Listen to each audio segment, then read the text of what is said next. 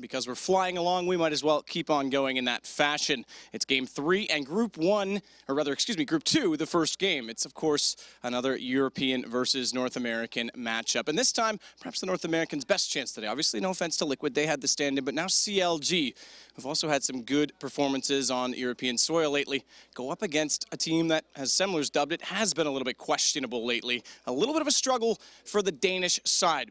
To bring them on the stage, we'll start off on the left as always, and interestingly enough, and we'll get to this in a minute, they've started on the left side. They know it's the winning side. CLG, the first Americans to be the first on the stage. Give it up for CLG.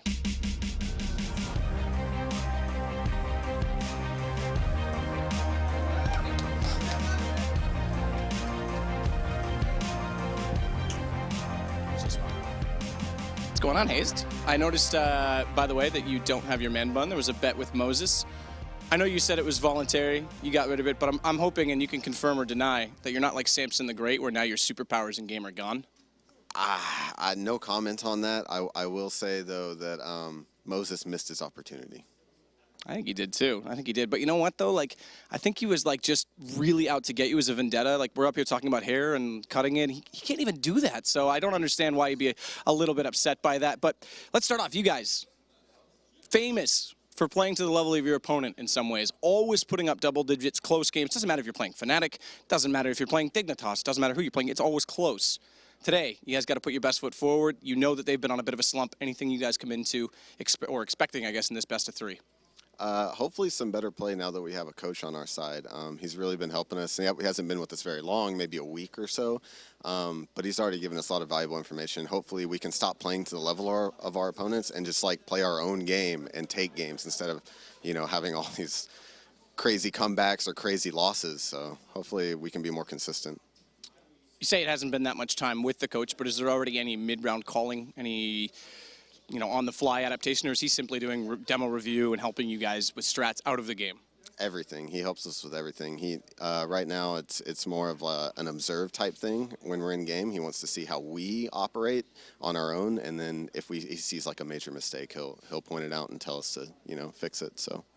Absolutely. Now, you guys have had, again, some recent success with your roles, obviously coming into this as one of, right now, without Cloud9 here, obviously the 2 flagship teams in the U.S., probably the best chances. Is there anything, again, focusing on ex-TSM, questionable, team question mark, is there anything that you guys have notified about them? Or because you guys haven't actually played them all that much, so is there anything that you expect to see from them, like map veto-wise, scouting report, or is it not even going to be any strat game?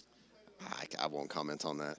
God, I'm trying, man. I'm trying. Well, I won't pull teeth any longer then. I'm just going to get you out of my face because you're not helping me. But good luck. I'll let you join your team. It's going to be an awesome series. I finally think we'll see a pretty back-and-forth matchup. That said, though, we do have to introduce the next team. And much like Prince, these guys are now known as a symbol. Give it up for Team Question Mark.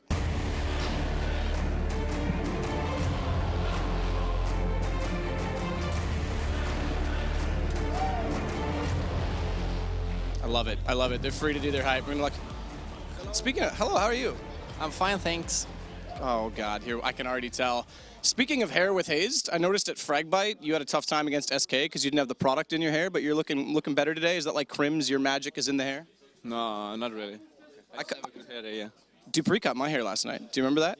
Yeah. He's a certified hairdresser, so it's fine, yeah. Top troll, Dupree, top troll.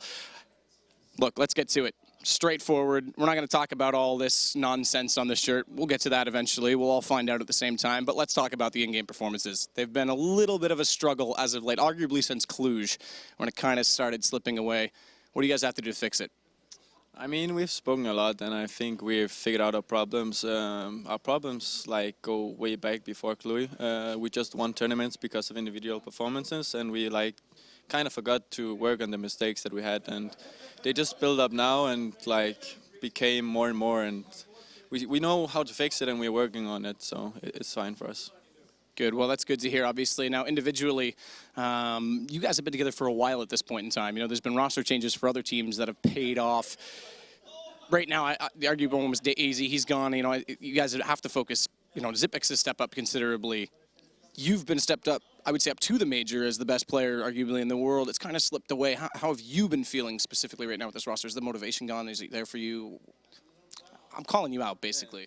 Yeah, I know what to say. I mean, we have been together for a year now, and we haven't we have spoken of roster changes before and has been out in the open, but we have taken a more open approach, like towards the team, where we just speak with each other. Because if you underperform for 2 months, yeah, you underperform, but you can still come back. As you saw with Sibix, we had a conversation with him, and he's just starting to get rolling. Like, he's been rolling for 4 months now, and I believe that the approach we take is the better one, because you see the hot fixes they made with Envias, and they have the honeymoon period, and you speak about that with every team. And I think working like through a slump like in the team is better than just doing the hot fix and doing a change. Interesting stuff. Yeah, that's definitely something that's been proven. Well, I'm going to wish you luck. I'll let you get in game, get warmed up, because we've got to get warmed up as viewers as well. You can walk. You don't have to stay with me. It's fine. You can if you want, but I prefer you didn't, to be honest. I'm just kidding. I'm sorry. But it is interesting that, like he's saying, work through it as a team, work through the slump, because both of these teams right now are two of the most stable rosters in CSGO, which means we've got lots to talk about, and that does mean we'll talk about it over on the desk. Machine, I'm going to stay nice to you this time, bro. I love you. Yeah, you're all right yourself, but it's not a desk. You need to stop calling it a desk. This is kind of like Wow. It's a Machine. circular. Machine, Sato just reached out to you, man. Yeah, but we decided we're going to do this whole kind of like hot and cold thing, like the Katy Perry thing. He'll be nice, I'll be nasty. We'll see. Either Sato just way, can't catch a break. much love to Matt, and we have to talk about this one a little further. Great interview as well. Kind of seeing a little bit of the soul of Device and the soul of TSM. He said, you know, just basically stating that we are very open about our roster discussions. We have talked about them in the past, and we basically approached Zipex and we're like, yo, dude, or Zipnix, excuse me, whichever one. Zip. Oh, that is the smart way of doing Safe it. bet. Nice. One of the names that was come up that was pretty good on Twitter was Caught in the Zipper Caught in the zipper. for their new team name. That's you know. actually not bad, yeah. It's pretty good good. work. I asked him, I was in Dubai, and I was like, dude, come on. Like, what is your name? He's like, I don't really care anymore. Yeah. I just don't care. That's what he told me, This is right? the The first problem. time, because this was a while ago. I went up to ask him when this first started. Yeah. And he's like, actually, I'm just trolling the journalists now. Like, I don't care. Yeah, and now I've noticed that Henry okay, G is then. exclusively calling him Zipex. Yeah, And I'm like, damn, and I'm just like, you've committed to that, dude. I respect that. You know, whatever. he's the chosen one. the OG are going to just keep calling him Zipnix because that's Right. what we've been calling him for 3 years. So I don't know, man. We'll rock it. We're We'll not, go we're Zip. not wrong, Anders. I'm pretty sure apparently it was Anders' fault. You were the one that went Zipnix, and that's where it came from. Well, I asked him initially. We asked him the first time around and said, like, Oh, you went Zipnix. Zipnix good. And he was like, yeah, that's it. I was like, cool. Okay, there we go. Later on, he changed his way. We kind It of changes tune. Sorry, Too late. guys. Public pressure, Very man. Public indecisive. pressure, yeah. Yeah, Go on. let's set the scene. Let's set the scene for this one. TSM. Okay. The story has been, and it will continue to be, this whole kind of we don't know what is this a discussion we have around TSM where it always seems like they're regarded as a top 3, top 2 team, top 2 roster. I just called them TSM like 9 times, didn't I? Excuse me, Doesn't TQM. matter though. Just call them TSM because that's what we all know them as. Ex-TSM. I mean, we all know them as TSM. Yes. But they always- There's no new TSM roster. This is yet. this is the mindset, you know. They come in, they just seem to have to struggle to finish. They seem to be, you know, the kings of semi-finals, and I think that's a discussion point for us here. Blue, we'll start with you. And it's nice to hear your thoughts on European CS. I mean, overall, I think, again, it's just been a really big struggle for them over the previous few weeks. We just haven't, at least on LAN matches, online matches really haven't seemed to have been affected that much. At least coming into this one, they still have been one of the top teams, but on a lot of these LAN matches, they just haven't been as strong as they have been in some of the previous weeks. And even going back to, you know, DreamHack winner and Fragmite, once again, they kind of bomb out there. They are genuinely just- singing they're just- the Macarena. I just Yeah. want everyone to know that. They're taking a leaf out of Fnatic's book and see how effective singing songs I can just have be. to say that these guys are very fortunate that they were able to clear out all their online matches for the league before that slump kicked in. Yeah. because true. they just Yeah. dominated that online portion. Like nobody Top of could the touch table. them. Top of Yeah. the table. Straight Yeah. to the top. Right, and that was when they were going. You know, they had like something crazy, like they were in like the high 20s, like 27-0 or something like that, just like a sick map streak. Yeah. And that was right when they were playing most of their EPL matches, right? And then after that, like super slump. Do Right, you reckon any of it has to do with the organization kind of, you know, drama that was going on? I mean, put that forward. That could be something. I put that forward saying, you know, like they didn't have, when there's conflict like that and you're not really sure where your home is going to be and you have to worry about this as a pro player because your career is so short, so you want everything to be as smooth as possible. And you have, well, CS is a little bit long because we have like guys who have been in it for 10 years, right? Yeah. But like right now everything is going up. It's like it's going up and you want to be in the right place at the right time, right? So that might put a lot of pressure on you mentally. Question is, you know, a pro player needs to be able to check all that background out when he gets Right. into a game. And so it takes a little bit of the wind out of the sails when you try and bring up that argument because it's just like actually they get into the server, they should just be focused on that and nothing else. Anders? Yeah, I saw you had a point to make. Yeah, similar thought. I mean, I think it could be a point, but I also feel like they should be able to sort of transcend that at Yeah. some point. I mean, but I think it's just down to like they had a bit of a break at some point, like they had a 2-week break, Yeah. and then After Cluj, I think. yeah, after Cluj, and then they kind of tried to get back into Right. it and did a lot of practice. Just went to a lot of events like that, and I think for them it's also like now the year is ending, and they just got to like. I mean, I think that they'll come back next year and be much stronger.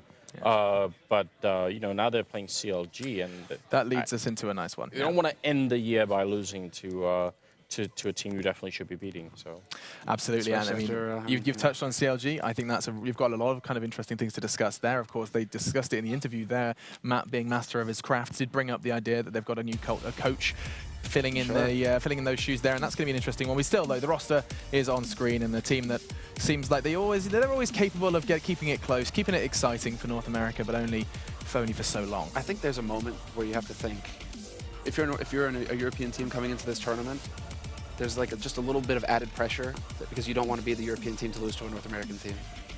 Yeah, I think that's valid. Yeah, you know, I can you're understand that. like, we cannot Yeah. lose to a North American team. Sorry, flat out, right? So maybe there's just a little bit more there, you know, on the mind as they're getting into the game. You know, JDM looks like he's very focused right now. You know, trying to doing his drivers. really, dialing it up. You know, editing his, losing to a South American team on the other hand. Oh, Well, yeah, It's exactly. like I like yeah. to say, South America's best America. South America is the mean, best CS nation. You could Recently argue speaking, you're for, pretty much for correct. North So American name. I mean, DreamHack winner, right? We're Yeah. gonna get to see Luminosity later, guys. Well, guys, to you guys, obviously you guys know. But yeah, that DreamHack winner run was a thing of legend. Like, Truly. amazing. Yeah, I mean, we're going to keep talking about them a lot more later on. I do want to come back to Peter. Let's talk about that for a second, because of course Peter, you know, sat behind NIP for a bit as well. He's now taking the coaching role over. I saw his tweet, and I was kind of low question marks just suddenly popped up. I was like, hang on a second. He was saying like, oh, just heading off to North America, about to make an announcement. Then he turns up as the coach for CLG. I'd love to know just opening thoughts when you saw that announcement made. I mean, how much of an impact can a coach have on like a European presence in a North American team? I think this is going to be a really good thing for them overall as a team, because I think Moses would disagree with me on this to a certain degree, but I think overall CLG, at least out of all the teams today that are playing, Liquid are probably going to be able to contest them a little bit more once they have their full roster, but CLG probably has one of the better chances out of the three purely North American teams that we have here to create an upset versus XTSM at this point. And now that they have a coach to really solidify this roster together as a single unit as well, I think that can help out immensely. I mean, the question always is how much does a coach do for a team? I mean, how much of an impact is he making? Because it's such a huge discussion. Okay, real quick, there's a way to turn that around. Okay. Where it's like, how much does the team do for the coach? You have to elaborate. You've lost me. No, well, because think about it from this way, like the expression, the frustration that Natu expressed when he was trying to coach. Sorry, Nip, I'm right? there now. Yeah. And you know, and so it's like you can be the best coach in the world. You can have all the strats. You can be like, this is what you guys need to focus on. Yeah. Clearly, I'm watching it happen like a train wreck, and you know, you just got to put the brakes on a little bit. And that train wreck, you know, you just barely make that curve. Right? Okay, we'll calm down a little bit. But how much can a team actually do? They need to be able to cooperate. They need to be able to actually take what that coach is saying and apply it to the game. It comes down to Sean again. Sean said it just before in the previous segment. Respect. You have to have the respect for your coach, and I don't think that's something Natu had when he was doing that. Or have the confidence in yourself, because if you're afraid of what's actually happening on that server, and you know the coach could be telling you exactly what to do, but you need to be in that state of mind to be able to act on it, and so that's going to be a little bit of a mystery as well. CLG have been a bit of a punching bag race recently. That's no lie. You know, they've been frustrated, and so. You know, are they going to be able to take what that fine Swedish gentleman behind them is saying and actually apply it in the game? I think in that regards, it actually does matter that Peter's from Europe because I think there's more of a chance that they will respect him. If you're NIP, like you just think about like the legacy of NIP and then try to think of like what person would you put in that the NIP players would respect. Now I actually think they should have definitely respected Natu because he's obviously very smart. But I think maybe their minds were in a different place at that point in time. I mean, there were other problems there. Yeah. I don't think it was just like the NIP players were like, well, we don't care about Natu, let's just move on. I think there's a lot of other things going on. But I think for someone like Peter, sure, I think he could come in here. And I think, generally speaking, the CLG guys are pretty open. I've had a lot of conversations with them about things, and they don't seem to have like huge egos that sort of would drive that away. I mean, whenever you talk about like the mistakes they make, they seem to take that pretty seriously. Yeah, absolutely. And I mean, I'm going to go ahead and start with you, Blue, when we talk about the vetoes, because we've got maps to talk about, and this is going to be an interesting one. I mean, like, there's maps you definitely don't want to be playing against TQM, and you can see the veto there. Does that kind of read as a story that favors the boys in blue for the CLG? I actually think to a certain degree, the first map pick they get, Mirage, is actually a really good steal for them because it's actually one of their better maps. Statistically speaking, it is their best map in terms of just purely the percentage of times that they win this one. So this is a great pick for them to steal away from the guys on XTSM. Inferno, not so much, so that could be a rough one. But the third map, Train, as well, they've had a lot of really good matchups there. So this could potentially end up going to 3 maps. Okay. That's what we've been hearing across the board, actually. I mean, you kind of got the same kind of thoughts, August. Like, this is could potential 3-mapper. When you talk about the reasoning behind their pick on Mirage, like the first thing that comes to mind is just like CLG, that's their map, or the map that you expect to see them have good results on. And so this is more like, I really like that, and I'm wondering if this is PETA's influence again, right? Because I like that a team, instead of trying to play a weak map of their opponent, they try and play their strong map in which they're confident on. So even if their opponent is good on it, at least they know what they're doing on the map and they know what works and they can get results, rather than trying to be like out mind game yourself a la NIP, where it's like, oh, but we'll play their weak map, and you know, but then you don't know what you're doing either, right? You don't know what you're doing either, and then it just turns into this scrum, and then it comes down to aim, and then that's never fun when you're talking about European versus NA, right? So. I think that Mirage is actually like, we could have 3 because that's CLG's best chance right there to actually take it to that third map. Yeah, and I just want to kind of touch on individuals as well for the boys of both CLG and TQM. Whenever I don't know why, and you can maybe explain a little further, but whenever I think TQM, I'm getting used to this now. TQM.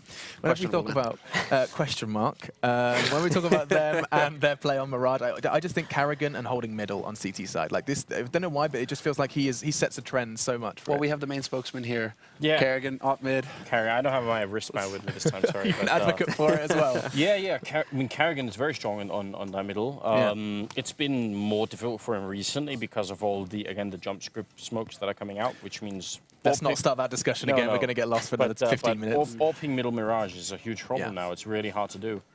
Carrigan's still very good at, obviously, so he might be my player to watch on the XTSM roster here. I mean, every time you mention the team, you have to mention Device anyway. On the other team, I think JDM is like a counterpart to that. But actually, more than anything, I'm really curious to see how much. We've got actually a Finesse sitting in the middle here, but either way, when Cutler was in charge of the team and everything, and he was doing a lot of the leading there, he had some really good anti-strats. Some of the European teams they played on Inferno. I hope that they're going to do something similar here. I want to see like a really good terrorist side coming out of them where they have a lot of good calls. Because we know now they can put in the work. We know that they are like willing to do that. And this is where it gets very interesting for TSM, because we've had this discussion many times in the past as far as, like this focus on Kerrigan with the op mid, and they seem to really need him to have an impact with that AWP. Once that got figured out, TSM a few months ago had to, relearn their CT then, add to their toolbox. So they still have Kerrigan mid, and that's always a threat, but they've had to actually improve past that, and now they have more options. So when it comes to these, quick smokes mid, they can't necessarily rely on Kerrigan all the time. They've actually kind of had like a step ahead of everybody else because they've already developed a game that isn't so focused on that op mid control. So, it's not going to be easy for CLG. This is still their best chance, I think. But TSM are a big beast on this map. I think the one thing overall that XTSM also have to look at when it comes to their T side is just the innovation of strategy. The last time I managed to spectate them playing on this map, it seemed very dry, very ill-rehearsed, and there wasn't a whole lot of innovation going on. It was just the same couple of strats being reused over and over again. And their opponent, which if I remember correctly, I think it was E-Frag in that matchup. They were actually able to beat them up pretty easily and take the map with like less than 10 rounds going on the board for XTSM. And I mean, the point I just want to come back to, before we completely deviate from it, was you said, with all these smokes now kind of holding middle difficult on CT side with an AWP or not. What are the options? So I've been thinking about this. Like you've got, like aggressive play, which sometimes you see North Americans like for no reason do. CLG or a team that spring to mind actually that just throw like 3 CTs up middle 1 round for no apparent reason. But like, what else have you got in your arsenal? Like, a fast peek from like short. What? You're going for coordinated pushes on the extremities. I think that's always why it's a joy to watch Mirage. Or it's always been one of my favorite maps to watch. Flat out. That's the only pin I own. Because you have because me it was like LGB, the first LGB lineup that basically I fell in love with Mirage watching them play because they were so good at that, at hitting the timings of knowing when to push into Palace, when to push into Pit, or push B halls. Like just you never knew which way they were going to come. There was either up mid or on the extremities, but they were always pushing somewhere and they were always aggressive. That got figured out to an extent, and so they had to pull their game back and evolve again. But there's always that option on Mirage. Is really that map where it's just like you can push everywhere as CT and have an impact. So it's all about those timings. Those timings for the pit push, I think, would be actually the big one, right? The flash over the wall, put 2 guys down there. Are they setting up for an A execute? No. Okay, fall back. That sort of stuff is is going to be key here for whoever gets to start on the CT side. Do you think that's going to have a big impact? Do you think, you know, whoever gets to kind of start on that defense is going to be working it better? I think CLG really need it. Yeah, more I for agree with that CLG really completely. need it. More for CLG than for So, TSM. so, I mean, we're actually going to be looking at a pretty important knife round for the Americans. Yeah, I think absolutely. And I mean, let's keep this discussion going. We are just resolving a quick monitor issue with one of the boys of CLG. So while they sort that one out, I mean, let's just go delve a little further. The other 2 maps as well. I mean, we have. Oh, do you have another point to make? Sorry, go. Well, I was actually Ladies first. hoping we could dive a little bit more talking about the individualistics of the members of CLG, just in terms of how they perform there as well. I mean, so this is a really good question in terms just to look at how well they're going to do in this set, because if some of the key players, more specifically I'm looking at players like JDM and Tarek, if those guys come out to play today, I think there's a very strong chance they could upset in this set if it goes to that 3rd map, and if they come out with a strong victory on map number 1. However, again, those guys have been fairly inconsistent over the past few weeks, so if they're coming into this 1 week today, that could immediately kill those chances, and we could just see a quick 2-0 from XTSM. This is why, you know, the CT start really needs to happen, is because they need to have a strong pistol, and they need to get JDM on that op fast, because then he's really going to be able to have an early impact on. And TSM, you know, they're goofing around, but when you see teams goofing around a lot like that, trying to like put on a show, you know, it kind of makes you think, you know, are you all there right now? Or are you just trying? Is this bravado? Or are you just trying to make us think something or make yourselves think something? Because I think if they get challenged early on, TSM, it might get a little tricky for them in the mental game, because we all know right now that they are dealing once again with that issue of throwing away games or underperforming versus opponents they should never, you know, that should never happen against. Do you know where this leads us into for what I think might be the more interesting prediction segment that we've had so far this morning is going to be predictions for Mirage. Where are we seeing this one go? I mean, like it's been pretty clear-cut as of yet, but we're going into one that you guys have... It would have totally changed if Conquest had gotten to the CT start, for example, on Inferno, right? You know, what we saw, you know, so this knife for me is like super important. I think that CLG really need to get it. If they don't get the knife and they have to start T side and TSM can start their wall of defense that they're famous for, I would see TSM taking the map flat out, hands down. Okay. But yeah, so it's like it's kind of dependent on who gets the side. I don't know. Do you guys agree? Do you want to do what like a kind of? Well, you can't. I guess we just have to say that TSM. We're gonna pick a side. He's calling question TSM, mark. okay. I'm just gonna go with TSM because they're question mark. I got you, August. Yeah, thanks, man. How about you, Anders? They're gonna take this map. Yeah, I fear it's going to be the same. So yeah, I'm going to go for question mark as well. You did bring up Tarek and JDM. I think it's absolutely true. I want to see a lot out of Cutler as well. Yeah, I mean on the fragging front as well. And I think he's impressed me a lot recently. I think he was CLG's like MVP for IEM. I mean, he was at the top of the scoreboard a lot during that one. I will hold faith in America. I'm probably gonna regret this decision. Okay. But I will go with CLG for this map specifically. Right here, boys. Yeah. There it is. There's the belief. There's a little bit of it. I mean, it is called red, white, and blue. You're obviously nearly there, third of the way there already. 30%. I got you there. Right, 33.3 recurring. Actually, if we're gonna go all the way, dropping some math bombs. But I think it's time for us to jump straight on into map 1 in this best of 3. We're gonna see how the Americans fare. The desk, or rather the couch, is a little doubtful. But we'll jump straight into the action with your casting pair. It's Moses and Fiflaren. What have you got to say, boys? What's going on, guys? Here with Fiflaren. How's it going? I don't know what to think anymore, Moses. Yeah. Blue, you know, that's shit harsh. the bed completely. That's rough. You never go full America. No. No. Not at all. This is going to be interesting, actually. Yeah, we talked about this. Are you going to do play-by-play, or am I going to do it? I think we'll just kind of mix it up. Oh, yeah? Just drop a lot of knowledge. Yeah. Have you ever casted with a caller caster before? No, I haven't, actually. Really? Is this the first one? Yeah. Oh, my God. And it picked me. Yeah. Every single person Well, out I there. knew, you could raise the bar. That's what it is. Yeah. Things about to get creamy. Okay. It's over. I'm done. I'm out of here. Let's just call it a day. What do you think about this match, Moses? Yeah, this is really, because this is one of these last two matchups that we have are the ones that we all thought might be able to go into this into that third map. We haven't seen it yet. I mean, it's all going to depend on CLG on this map. They have to win this. I mean, even Sean commented that when we saw the map rotation for this matchup, he was like, how's CLG letting Inferno through? Yeah. And one thing for me to notice that it's going to be very exciting to see if Pete actually can do something about this team, right? CLG has always been the team where, kind of like how Liquid was the first game today, where they are so close to winning, and then they just end up... Yeah, the heartbreak round. Yeah, right. There's always one. Right, there's always one. And then I wonder if actually Peter can, like, put him over the edge on that sense. Well, especially very early on. I mean, he just came in here, what, like last weekend? Yeah, like, last week. Probably not very much practice, maybe like 2 to 3 days this week before traveling again and everything. So I mean, they went up to the event in Toronto. Yeah. As well. Sure, CLG had a stand-in, but I think that's a really good event to start off with, right? Because they know, okay, what am I dealing with? yeah, and also, well, the one way he can help is, you know, that composure. Like CLG on the practice they've had so far is going to have to guilt themselves towards the finish line, but maybe he's the one who can make sure they have calm head, clear heads, and prevent that heartbreak from actually coming in. And yeah, with such short time, that's probably the biggest impact you can have. But I mean, we got to say, on the other hand, TSM, or ex-TSM, excuse me, Team Question Mark. Let's just call them whatever we want right now. They just had some questionable. They seem like when I watched some of their VODs coming up to this event, I was just like, they don't seem to be doing anything wrong in terms of tactically in the game. It's just like there are just situations where all of a sudden they just don't get the kills anymore. Yeah. And I think that more than anything is indicative of really, really weak mental confidence right now. Yeah, and I mean, compared to before, they were always known as being a very strong group stage team and even quarterfinals, and then obviously, you know, flunking out semis or even finals, are not really winning anything. But that they kind of went over the hump this year where they started winning tournaments as well, and now you see it back to how it used to be, but even worse since they lost to SK last weekend. And I don't know, maybe it's just a burnout.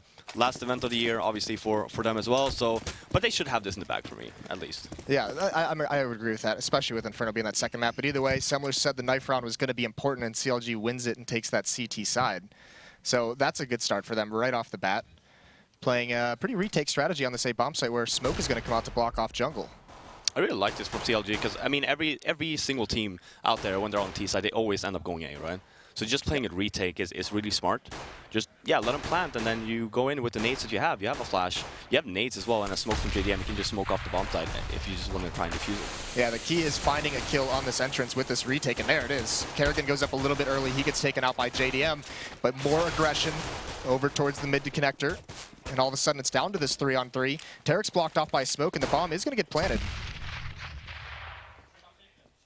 pretty soon. He has cover. I mean, he can be doing it right now, but you can see they're a little bit wary of someone peeking, so they actually fake it out, wait for that peek, and Hazed wins the battle. So down to a 3-on-2, and very, very tough spot for TSM to be in. Out of nades, that's going to give Tarek at the range.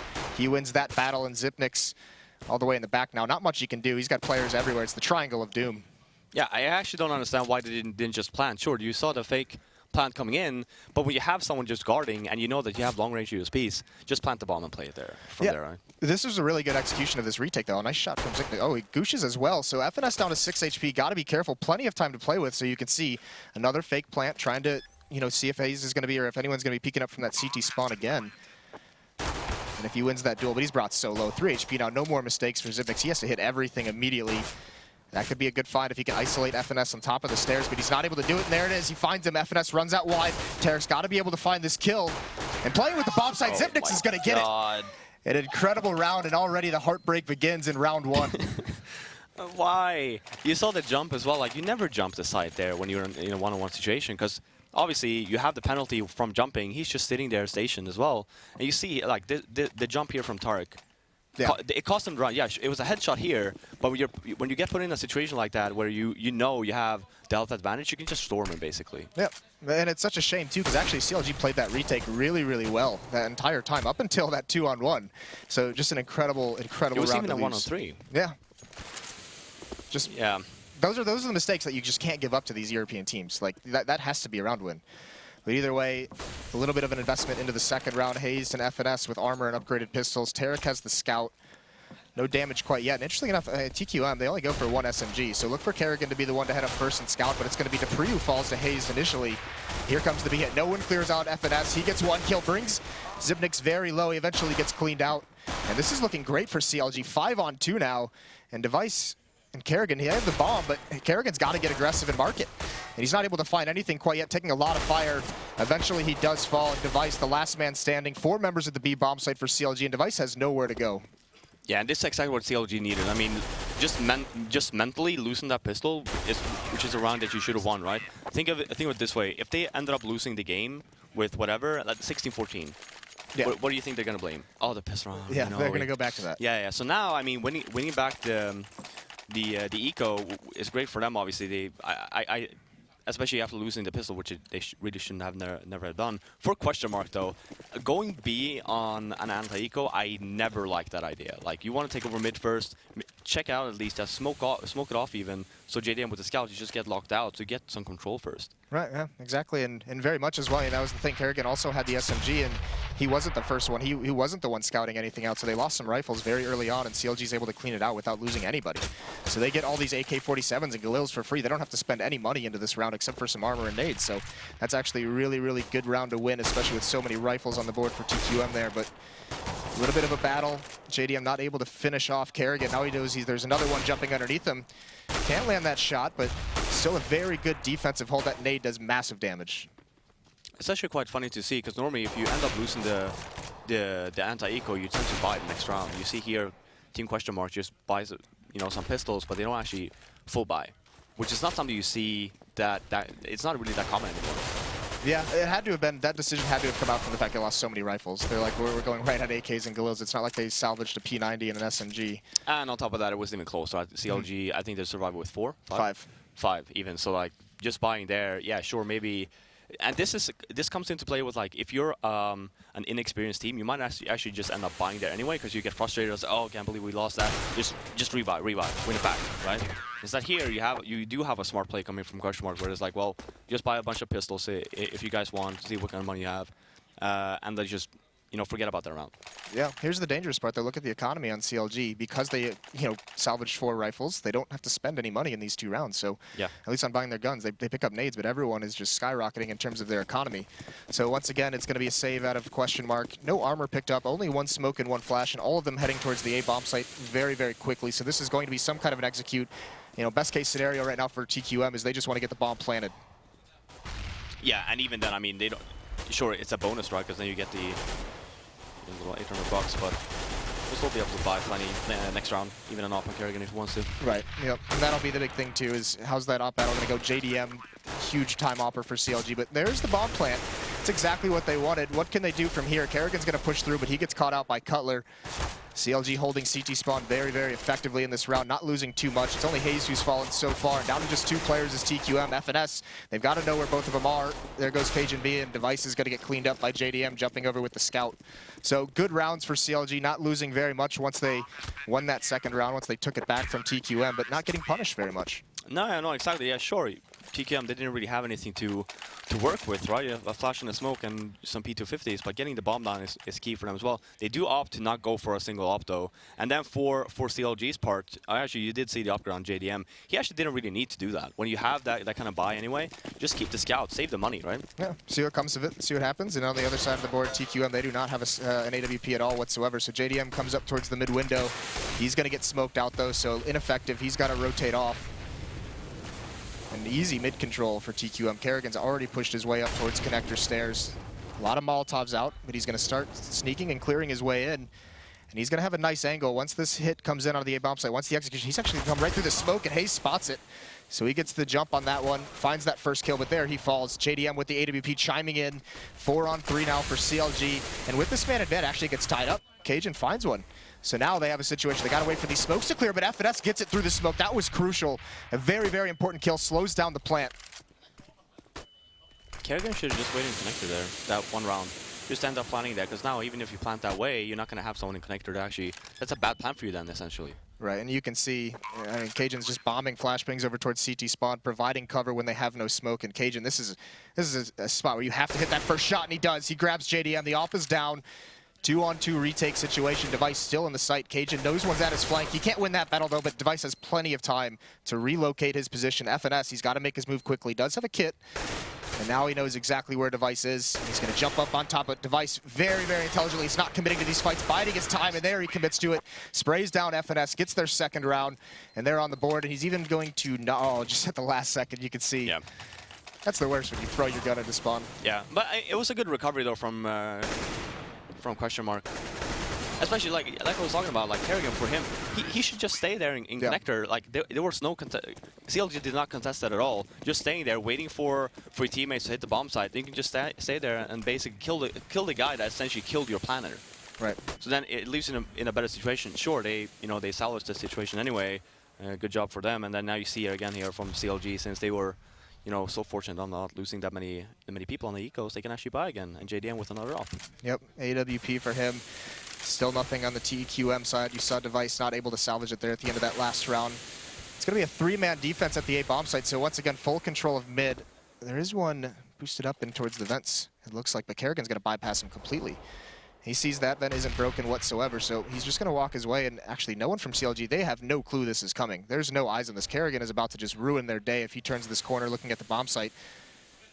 But he doesn't find anyone, but he's still in such a great position. Now he sees Hayes fall back into CT spawn, and he's got to be so confused right now while he doesn't see any defense. I mean, look at this. Now he's running, though. Yeah, and Hayes is going to clean that one up. So nothing comes from that kind of a position. And actually, now it's a little bit scary because he saw no one. They might not have Cutler's there whatsoever. He could play a huge role into this round. FNS, he does fall. There's where Cutler decides to peek. Sprays down the first one. Can't recover in time to get the second. 3-on-3 now. Holding strong, and Zipnix falls off the balcony. Not able to clean him out of position, and he's just biding time now. Now the rotations are in, all because Cutler cannot get cleared away. And even Hayes chiming in with spam through the box. So this is collapse for TQM. Looks so promising once Kerrigan got into that spot. Just couldn't capitalize on it, and Cajun left in a 1-on-3. Yeah, I'm going to call it. Not much you can do here. Like, look at the time as well. But you saw the same situation again, actually, from Kerrigan. He comes in. Now he actually got boosted. You have that whole area, right? Why are you can't see anyone. Okay, so then, oh, they're probably in spawn, right? So when you get that entry, I think with Zipix got the entry in Palace, then just leave it. Just stay where you are, because they have no idea where you are, right? So you're cutting off the rotation, and then you just plant again towards connector. You can put the smoke down there if you want, and just Kerrigan has basically free pickings because, again, they have no idea where he is, right? Instead of just going in, you die, and then you have no control whatsoever. Yeah, it cuts the map in half, essentially, and JDM and Device, they exchange fire, but it's Hayes who's going to clean out Device, give themselves a man advantage, and this is a force buy for Question Mark. They do have an AWP, but it's all Deagles and upgraded pistols with armor and nades behind it. So a lot invested into this round, and still 3 men over at A for CLG with this kind of a man advantage. They're really, I mean, outside of that opening pick from Hayes, he falls away and they give up mid control once again, but no one from Question Mark has really taken advantage or probed against that right now. So rotating back towards that A bomb site. Now they're dedicated to this hit. Do you have you watched CLG play Mirage as of late before PETA? No.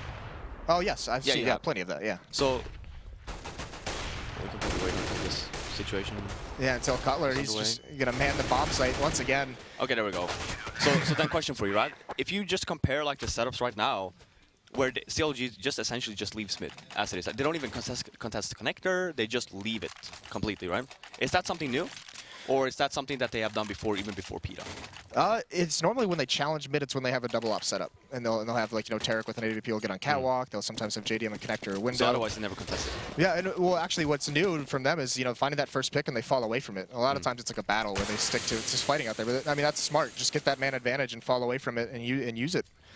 So good stuff out of them. No armor on Question Mark, so this is a pretty big save round for them. That buy didn't work whatsoever, not even really being impactful and getting kills. So CLG now. Right, look at the money as well, Tarek. 8 grand, and then you had one, I think was Haste on 1.7, someone with 6.7 as well. So the money situation here is running away from Question Mark. Yeah, especially when you force bind those rounds and you don't do enough damage. Nice find by JDM. Device peeks from underneath the corner of the smoke, but he finds it anyways. Bomb now coming up towards this A bomb site, up the ramp. No one spotted it quite yet. There's Cutler. Now he sees it coming. So now the rotations are going to be in full effect, but JDM's not ready for it. He was not aware that they were that advanced. So this is a scary spot for CLG to be in. Still a 4-on-3, and there's Tarek. He's going to save the day with 1 kill, and Zipnix doesn't have the health to take that fight. So CLG come in on the rotations. They salvage the AWP as well. 6-2 now, and yeah, this could start to get away from Question Mark. Now it's, you know, that question we talked about, a little bit of that mental toughness has seemed to have left them over the past few events, TQM. You know, can they come back from this one? I mean, it's so weird because if this was any other team, like any other top team, I would always say yes, right? But considering that they've been struggling as of late, and I'm sure, you know, they probably have nightmares from even before, I don't know, like, they need to pick up a few rounds here, I'd say. Well, this is when you need your stars. You need someone like Device and Dupree needs to have a huge round. Get them right back into this. But here's also the answer as well. TQM's like, okay, we get mid so easily when we throw that one window smoke. Let's just take it. We can do so many things from here. So once again, I mean, they're putting themselves in some good spots and they're not closing out the rounds, but use this mid control that's being offered up. Thanks here, Cajun. I mean, yeah, I completely agree with you because you have so many more options, right? It's just about being smart. Once you have mid control, like Cajun B here, he doesn't really necessarily have to peek. Oh, but he's almost going to catch JDM with a nade out, and he pushes the issue. JDM recovers in time with the AWP. A nice quick scope on a Cajun. Now Dupree's going to smoke him off, but what can he do from this spot? One more comes into window, and JDM's not ready for that one, so the equalizer is there, but FNS from Catwalk finds one of his own. So question mark, they're applying a lot of pressure, but they're getting punished when they don't commit to anything very, very quickly. Nice peek from FNS, and he's going to fall away.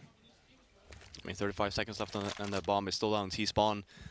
Question mark have essentially like no real map control whatsoever. They do have an connector, and Kerrigan actually decides to take out counters. That's good. Yeah, I mean, that's a great find for them in this 3-on-3, because now it spreads out the defense. Now the rotations are coming over towards the A bomb site, but they lose their anchor there. Hayes falls.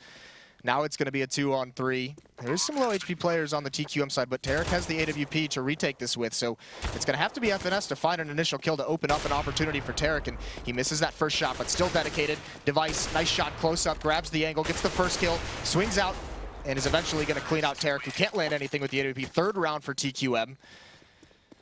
And that's the thing, the big time player Device there at the end to get those last 2 kills. Got him on the board. Now they have to start stringing them together. They need to control this economy. If they lose this one, it's right back into CLG's favor. And you can see, we talked about the economy that CLG had built up from so early on in this half. Now it's dwindled. Now if TQM win, it might force a save. Yeah, and you saw that. So look at CLG's approach there on the retake. TSM had, or question mark, had essentially no nades whatsoever, right? Yeah, look at this mid-aggression right now. They're switching things up. They lose that round. JDM's going to be the first one, and this catches TQM completely off guard. JDM with a triple kill. Great time to switch up the pace. We'll have to find out if that was maybe the PETA influence. I really like that approach, because they haven't contested mid whatsoever throughout the game, right? And then now, that one round is like, well, let's switch it up now, right? We lost the one because they got map control, or they got mid control. Let's just push then and see what happened. JDM with 3 great kills.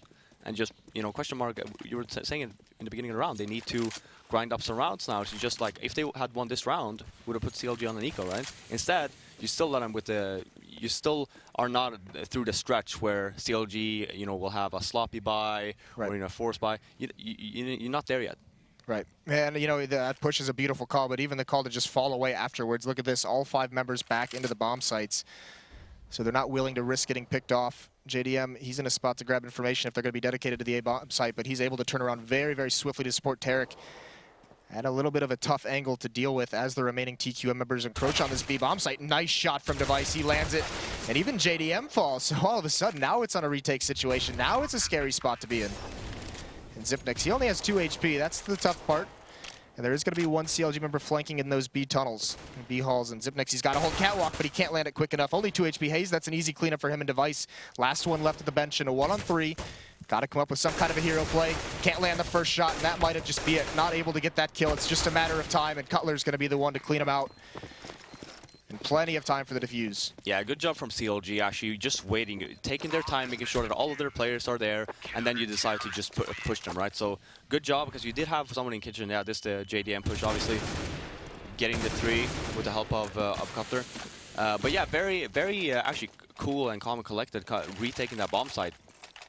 I think most of the times normally you see they go, that's why I always complain about when they retake the bomb site, they go 1 by 1, right? Right. There it was just, okay, let's wait for one another, doesn't matter, you know, don't get stressed because the bomb keeps on ticking, just do it slow and methodical, and eventually, you know, we do, yeah, again, we see a push. Yeah, this is just taking control of the map, and that's the second time Zipnix not prepared for it. Has his knife out, and even Cutler's in the site to slow this down, so their retreat is not cut off. Nades and Molotovs string out, and that forces TQM to stay inside this choke point. Hayes, plenty of an opportunity to find a kill, but he misses. It's the Tech 9 from Cajun who does it. And now all of a sudden, Tarek's feeling a little bit lonely under balcony. And he's not going to win that duel. The Tech 9 of Kerrigan doing its work, and all of a sudden this is shattered very quickly, but JDM finds the planter in the smoke, slows things down. And now they can gather themselves. FNS is now rotated over as well. No nades for TQM. Device has a Molotov to use, but he's just going to hide underneath balcony while his teammate, that's going to be Dupree, who's making the rotate all the way around towards B bomb site. So plenty of time to work with, but Device has a long time to be patient and stay alive underneath this very exposed position. Yeah, but this is very smart though, because CLG know that they had that bomb, right? So then look at JDM, he's going to, okay, well maybe he's flanking right now. That's why it's a very smart move to actually go from B, because no one would be expecting that. Oh yeah, this is the last thing that you can even tell. CLG, JDM might have checked the flank, but he didn't check the big one. Didn't check this massive flank. But now FNS has an inkling. Enough time has passed that he's gotten aware. Great game sense from him. Finds that kill, and now Device, you've got a big job to do. Does find a smoke to use. And he's going to isolate JDM, go for this kill, but he's not going to win it. He thinks JDM... Actually, that's kind of a funny situation where JDM tries to jump up on stairs, misses the jump, and it actually saves him a little bit. Yep. But I really like this from CLG. Just you have the aggressive approach, and you have the approach where, well, just play it very safe, very defensive. Just leave mid complete, just play the bomb site. So you have both of these situations where it has worked out great for CLG and for Question Mark right now. Again, forced on a save, not really getting any control whatsoever. JDM with yet another off, yeah, he has 0 bucks, but you know, look at the buy, right? Now it's just important for CLG, stay alive. And they have given up the B bomb site completely. They have, I mean, this time they've switched things up consistently. A lot of mid control in these 2 rounds. 2 people on Catwalk, Hayes and Connector, and even JDM in window. They've just cleared everything out one by one.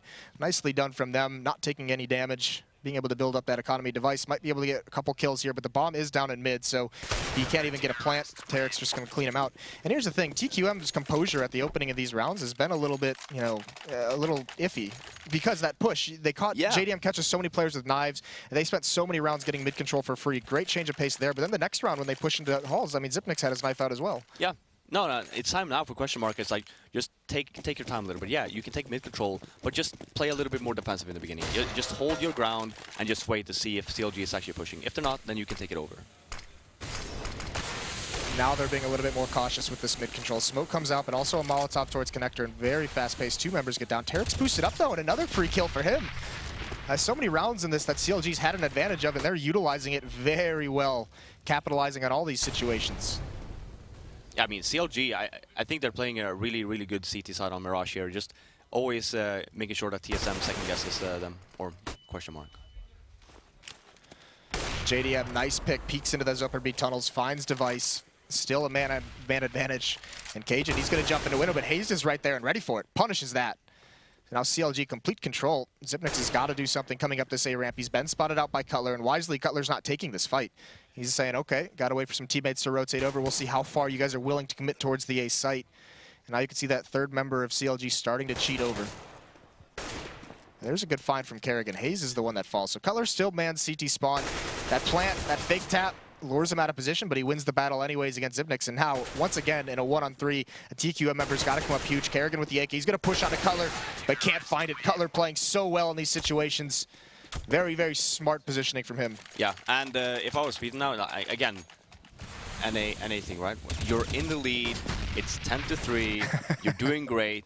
Now just take a deep breath, right? Just for this round, you don't have to push. You just play the bomb sites, because you know that either Question Mark will just force buy or they will save. Right now you see here, it's a little bit of a, yeah, they have some money over. It's a half buy, whatever. Just play it safe here. Just make sure that, again, don't do any unnecessary risks. Just take over bomb sites together, or retake bomb sites together, and then coming into the 11th round, maybe you want to even play defensive there as well, because you've been very aggressive throughout the last 5-6 rounds and a half. Yeah, you've had some very aggressive plays, some success, but let's not have that heartbreak come back. And this is the more incredible thing is that we haven't mentioned in some time is they lost the pistol round, and it's 10-3 for them. So Kerrigan, now he's in the Tech 9, he gets in the window room but can't win the battle. Once again, CLG members holding strong, except Cutler and Hayes. Immediately as I say that, they just fall. The defense gets shattered. Dupree with big plays. Here it is. Here's the heartbreak. What could be just a dominating half. TQM is taking control of this round. It doesn't look like there's going to be any avenue into this retake for CLG in a 2-on-4. Yeah, I mean, you saw that JDM missing that op shot should never really happen, right? Losing the round, this is like you're saying as well, it's like a heartbreak round, right? Where you've been playing so well throughout the half, and then you end up losing to not even a force buy. It was the Tech 9 and 2 people had armor, and that's it. There was nothing else. So now, yeah, now the mental part comes in, right? Just reset, come into the last round of the half, and just end up winning that, and you're in a very good situation, right? 11-4, nothing to worry about. If you win the pistol, great, but it's not really needed at that point. Right, well, I mean, here's the thing, too, is for how good this half has looked for CLG, TQM would love to get away with 5 rounds here. That would be quite an incredible feat. Either way, this time around, it's going to be that full buy. AWP on Device, AK-47s, you can see just spamming some Tech 9s onto the ground because he has so much money in case any of his teammates need an upgraded sidearm.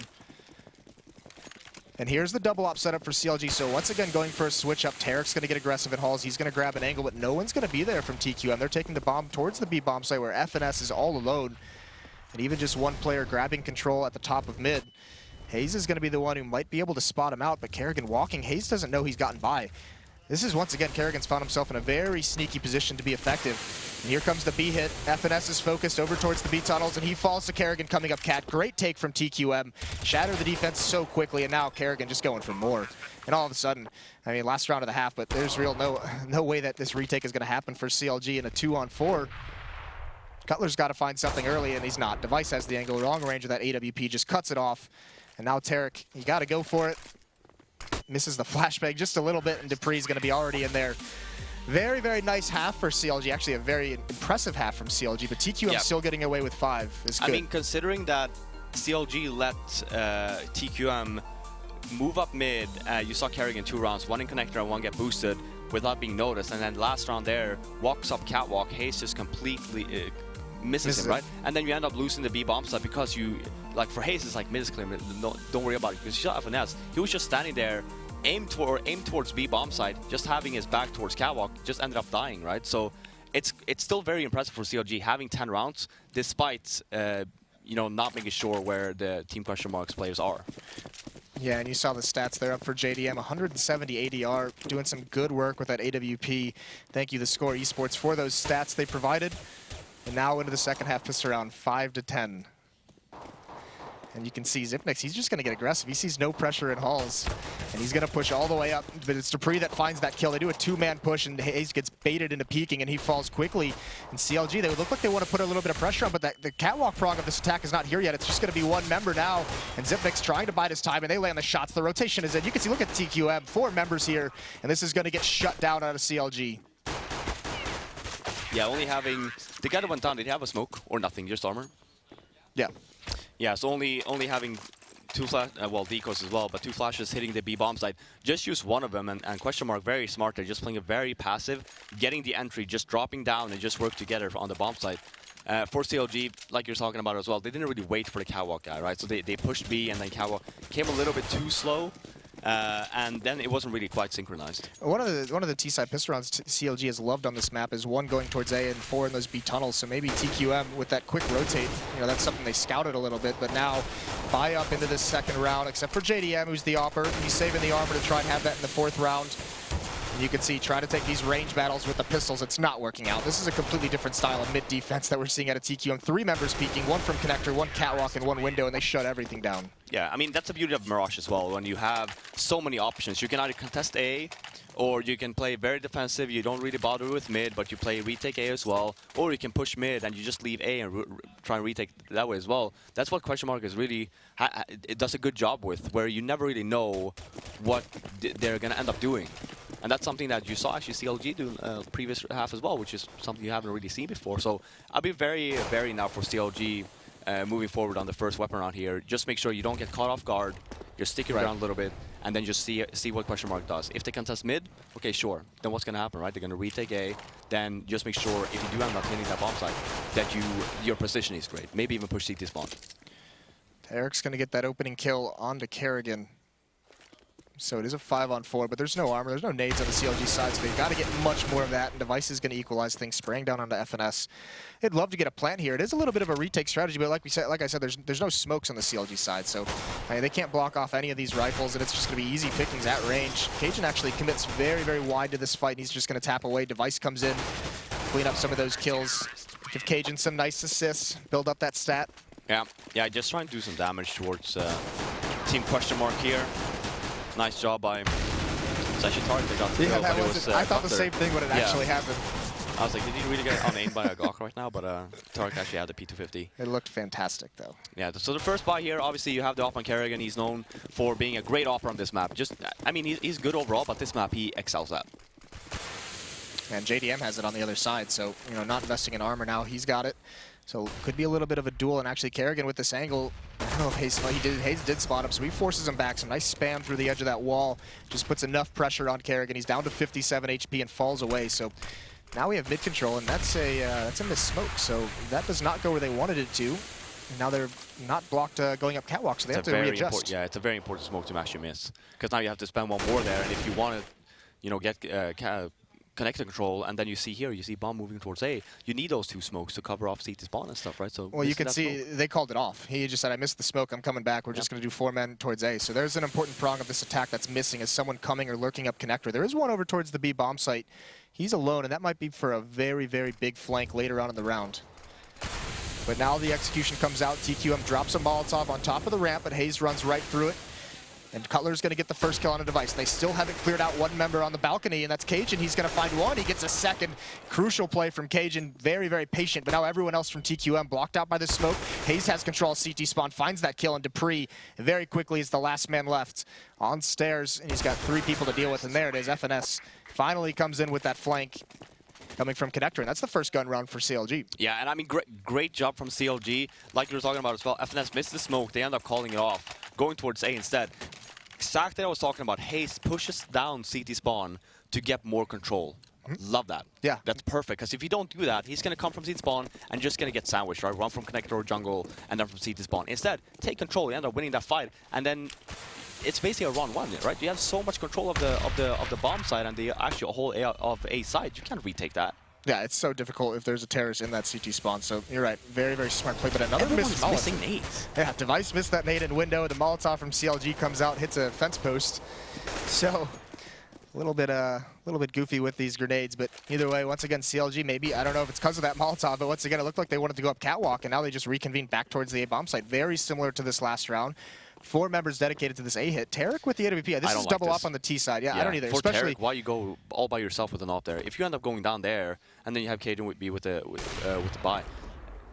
Yeah, exactly here. Now you essentially just, now you have no control. You have 1 over up in mid, and you have 3 guys just waiting to hit A.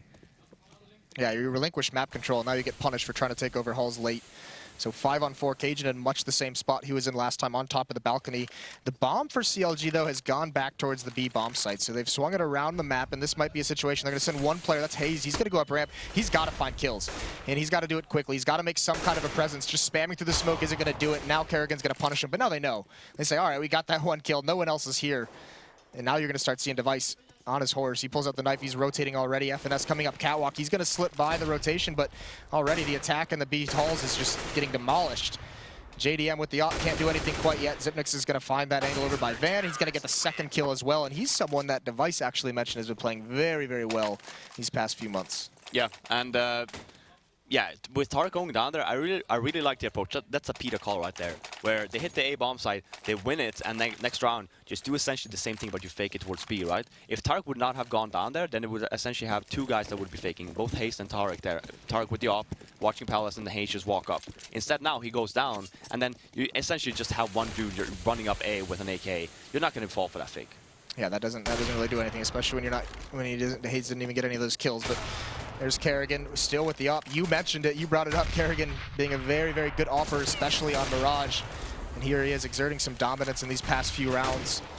There's a little bit of mid-control for CLG, but TQM has pretty much confined them to what they have, not letting them gain any more ground. And now Dupree feeling very aggressive. Don't hunt for some of these eco kills. He's going to jump down. He grabs the first one and the second.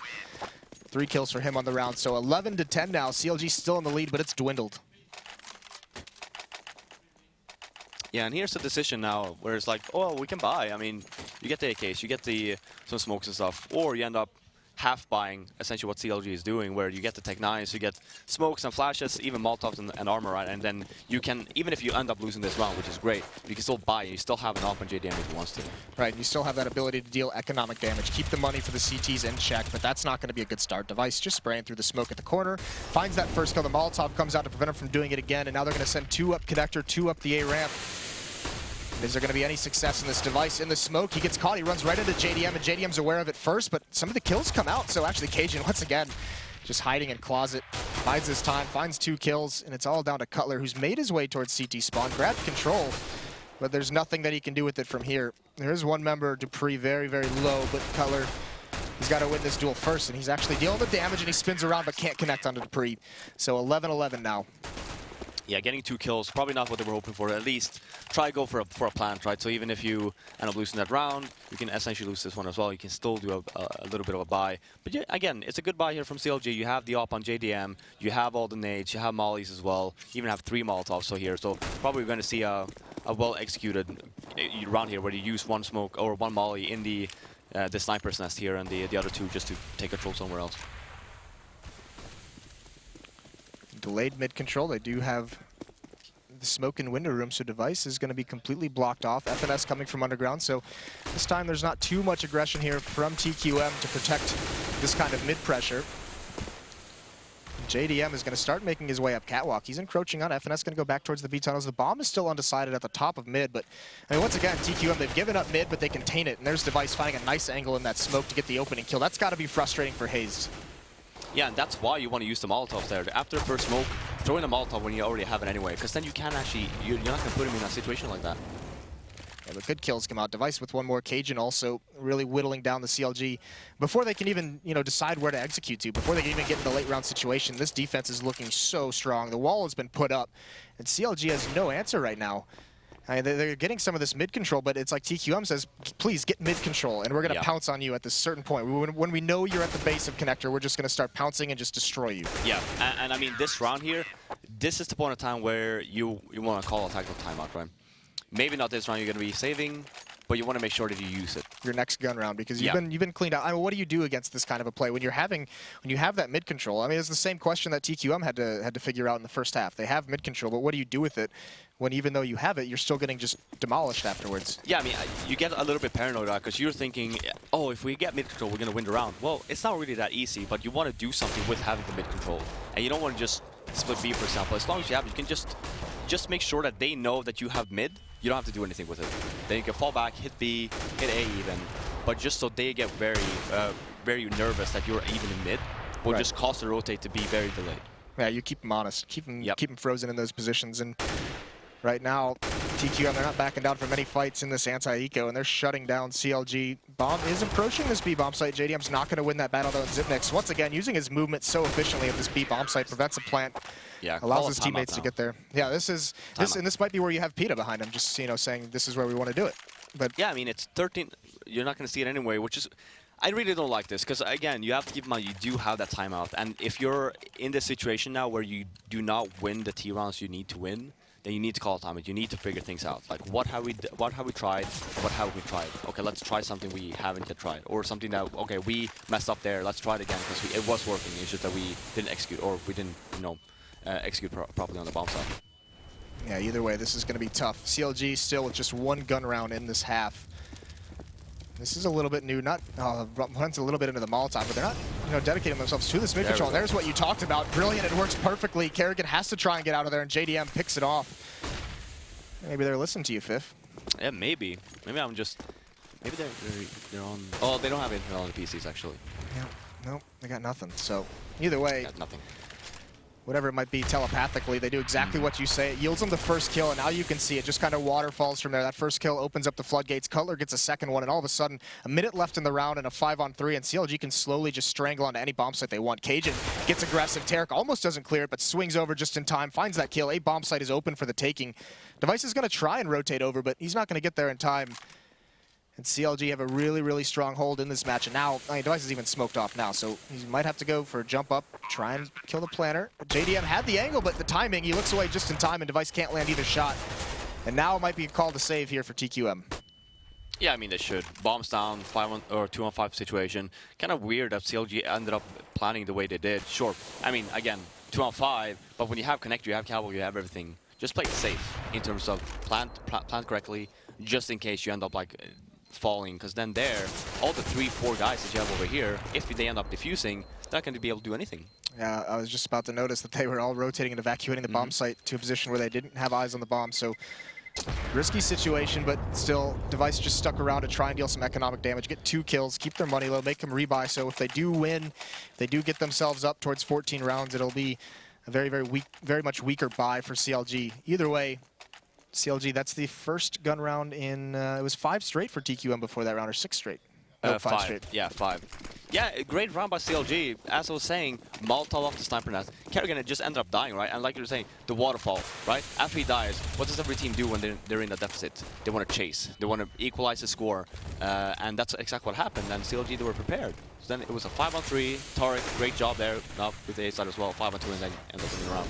And being aware that they didn't have map control of that portion, making sure he cleared every corner. So now CLG very much dedicated to a B hit. This time it's 4 members in these B halls. One over towards mid is going to fall back now, but here it comes. Zipnix, he's got a big job to do. He misses a flashbang, but it doesn't matter. Hayes jumps out. That's the bomb. So now they have the full rotation on. They don't have to be scared. And TQM, Zipnix is just a beast in this situation. And how is he going to get cleaned out? Hey, look at this. He's making it so if they want to clear him out of that spot, they have to swing wide, and that put him in the crosshair of his teammates. Such a strong defense. CLG gets cleaned out. Yeah, I really don't like that that round from CLG. Winning the previous round, trying to do something new, where it's like basically walk into B, but then they got spotted, and then B is very hard to do that with, because the stretch that you have to run after you get spotted is actually very, very long. So then you have all the time. Sipix as well, doing a great job there, and you saw the rotation coming in from Kerrigan as well. So a bit of a sloppy round, I'd say, from CLG. They probably could done a lot more work if they just stuck with the default.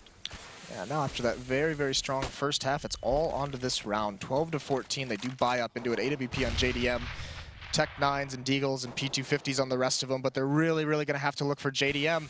That star opper, he's the one who's got to have an impact. Find him some kind of an opening, get a first kill. And he's confined to the A ramp. That AWP hasn't really put it into play yet. So they're going to execute up the A ramp, and hopefully he can just stay far back as his teammates run up. And they're just hoping that he picks off any kind of defender that swings out too wide. Yeah, I mean, this round, I would love to see that the previous round. Because this one is not something you've done before. And question mark, look at the positioning. Very retakey kind of way. You only have one guy contesting. And Cajun's been very, very patient in those positions. And there it is. Kerrigan swings wide. He gets one, but not worth it. Hayes trades him off. But the rest of the attack has been stalled out. One Molotov has just slowed this down incredibly. And now it's JDM's turn. And he might be able to catch him off guard if they're saying, you know, that was a pistol, but it doesn't matter. Device is there. He's going to win the first one. He's going to win the second one as well.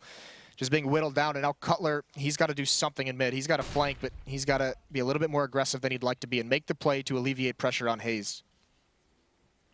Yeah, Hayes going to end up going down here as well. Yeah, I like the approach from CLG. I actually thought that they, even despite the molly, that they would just wait and like hope that question mark thinks it's a fake and rotates back. Because they did have 2 flashbangs to use after. But when JDM peeks without the flashbang, he goes down, and then one more person goes down, and that's when he used the flashbang. It's a little bit too late. Yep. And I mean, it's very good defense as well by TQM. You know, just waiting for that execute, waiting for the smokes to start flying over the walls, and like, all right, we're just going to drop a molly in the choke point. Yep. Run through it if you want. And CLG doesn't, and then that buys time for the rotations for different positions to come out, and now they're on 5 Tech-9s. Dupree's aggressive up mid. They haven't seen that yet, but he doesn't get anything from it. It's Zipnix who finds one onto JDM. And now Cajun still aggressive towards the air. That's the bomb. Now rotations are going to start coming in, but Cajun's going to get a second before falling. 3-on-1 now as Device has cleaned out Cutler. So this half, or this map, looked so good for CLG at the beginning. And now it looks like it's all over unless Hayes can pull off something special here. He does have the bomb and a minute to work with, and he has a position where he can go to either bomb site. But actually, look at Zipnix. Always aware, eternally aware. He's going to deal the damage, and he's going to find the kill in the end. So 16-12 for TQM is first map. That was CLG's pick on Mirage. First half looked great for them. Yeah, and I actually just look at their approach to the game as well. That's why I thought that PETA, despite just being there for a week, right, actually found some stuff to work on. And then coming into T side, first off, when you notice that, okay, you only win two rounds on their T side, but we noticed when you end up losing the pistol and the 3 rounds, you win the 4th round, and then it just escalates, right? You end up losing 5 straight rounds, call for a timeout, because obviously something is not working. If you end up losing 5 straight rounds and you don't have a reply to it, then something, you know, you need to figure something out. Yep, and they never end up using that timeout, and I'm sure that's what the analysts are going to be talking about over on the couch. So take it away, Machine. It is like the Mr. Smith quote. You know? We certainly can dissect that one a little further, Moses. Thank you very much for yourself and for Flaren for map 1 there, going the way of TQM and doing so in quite a convincing style in that second half. What a first half from CLG, though, as they managed to... I mean, we were actually... The main discussion we were making was, I mean, 10-5, 11-4, that extra round could have really made a world of difference for the American side. Anders. And why the hell didn't they win it? Because the round that they gave that up on wasn't even like a brilliant round out of the Danish side. It was just like the pistols, and then they just end up winning it. It's so painful. Does it not feel like this is just the same story again and again? Blue, it doesn't stop. So close for North America, but nothing being gained from this one, unfortunately. So I mean, let's look at this subjectively. Like, what were they doing wrong? Like, what happened? I mean, the first half, everything goes great, and it's just in the second half, everything just falls apart, unfortunately. They have this great lead, but then they immediately start to drop the ball from that point forward, and the mistakes just start piling on top of each other, which, again, gives the lead back over to TQM, and then they just take the victory from that point forward. This was a pretty clear example of like how CS can be structured up, you know? When it's not like Envy who are winning 4 spies and just throwing everything out of whack, and it turns into this. This is TQM winning the pistol, winning the rifle, and then, oh, game is tied again, guys. You know, and it's just like, and then and they're just looking so solid that it just feels inevitable. It just feels like it is not going to stop. And I'm guilty of that as well. Like, you see 10-5 and you're like, wow, CLG, this is it. Here we go, 3-mapper. And then actually all of a sudden that second half happens and you, like, those rounds just go like that. Like, you blink and you miss it. All of a sudden you're right, it's tied 10-10. I mean, they had what? The pistol, 2 buys, and we were level. Like, that was kind of all CLG could really bring in. So, like, man, it is just really painful to watch NACS. They even had some. They even had some good. Shots they had some all good day. answers, I think, to some of the stuff that was being thrown out. Some of the smokes, again, we pointed this out before the game went live as well. Those smokes that landed in the window, the Molotov in the connector, that's become like the standard opening for taking mid-control. Once you're on the terrorist side, you just smoke window, you throw a Molotov into connector, and then anyone playing AWP on the other side is not going to have a fun time. And CLG actually come up with some good answers. Like, you saw JDM pushing top mid, three people with him. They had a double push on catwalk, right? So they had some creative ways of trying to like deal with that whole issue, and it still wasn't enough. I mean, it still turns out that those smokes are still just too good. This is one of the rounds here.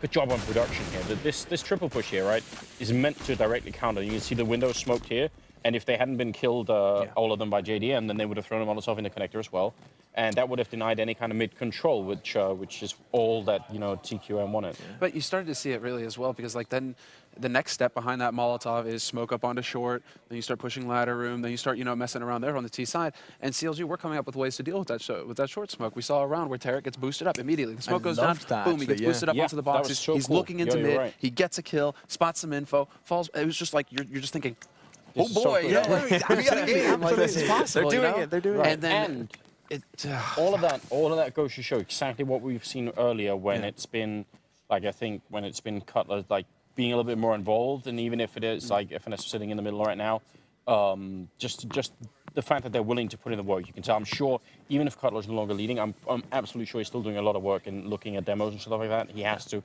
like continue. I don't think you can stop doing that once you start doing it. Like, it becomes too important, right? And playing on the CT side, it's so much easier to look at demos, right? But once you're playing on the terror side, you can do some of these things. But once you're playing on the CT side, it gets a little bit tricky, right?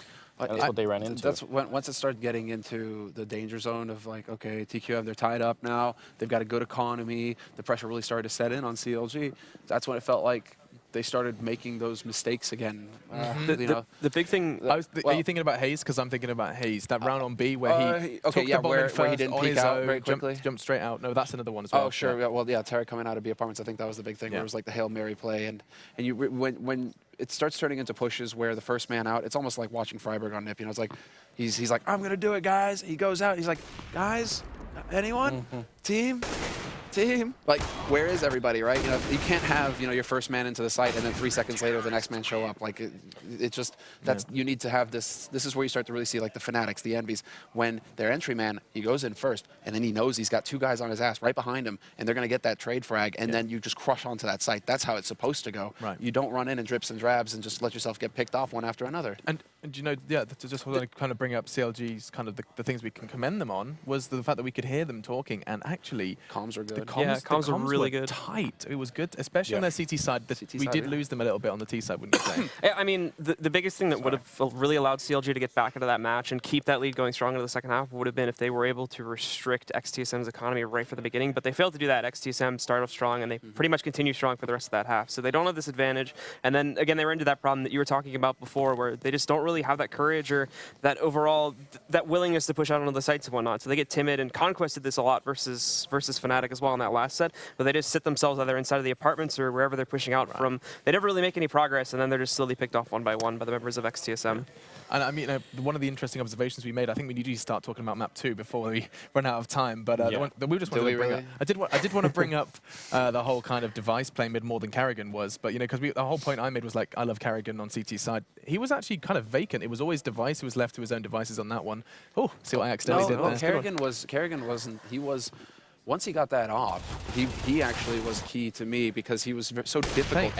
Listening to CLG, they're trying to guess, like, okay, where's he going, right? And Carrigan, it's almost like fighting games, right, where it's like you train your opponent into certain habits, and then you break that habit, just catch them off guard. So Carrigan kept going mid connector every time, and so CLG at this point, they're like, okay, where's Carrigan? Oh, he goes connector every round, right? No, he's up in B apartments waiting for Tarek to push in, and boom, he kills him there. Oh no, he's up in Palace, and he wins the duel again versus Tarek when they had 2 ops on CLG's side. He was all over the place, Carrigan. He wasn't just sitting in mid. He was really doing a fantastic job of making it really difficult for CLG to predict where that op was, and so CLG just kept losing a guy. They just, you know, they were always it was top priority for them. They needed to try and find him, and that's where it gets truly frightening, and especially for CLG's side, you know, you have to. It got to the point where Peter has to walk up and be like, "Are you comfortable taking a fight with Carrigan mid?" He did say that because. You know, you're going to have to shut him down somehow, and you know, you need to be able to have the confidence to go up against him one-on-one and win that duel. So I think that's the main thing. It's just that CLG, it's a confidence question. As soon as the road gets rocky for them, they really struggle. Well, you heard it from Semler. It's a confidence question. Let's see what they had to say, how confident they were feeling when we spoke to them earlier on today.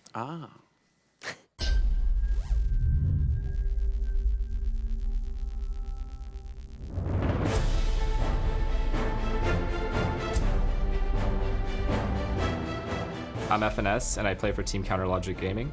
I think overall, as a team, we've grown a lot, in-game and outside. We had a good start. We were like 5-1, and then kind of progressed onwards. I would like to think that we'd make top 4. Question Mark is probably the most difficult team to play in our group. They just came off a rough loss, and overall, they haven't been playing that well, so hopefully we have a good chance of beating them. If we can make it past the group, I think we could win the event. I think skill-wise, I don't think we'll have a problem against the European teams. I think it overall comes down to tactics, and if we can match up there, then the NA team should be able to do a good job.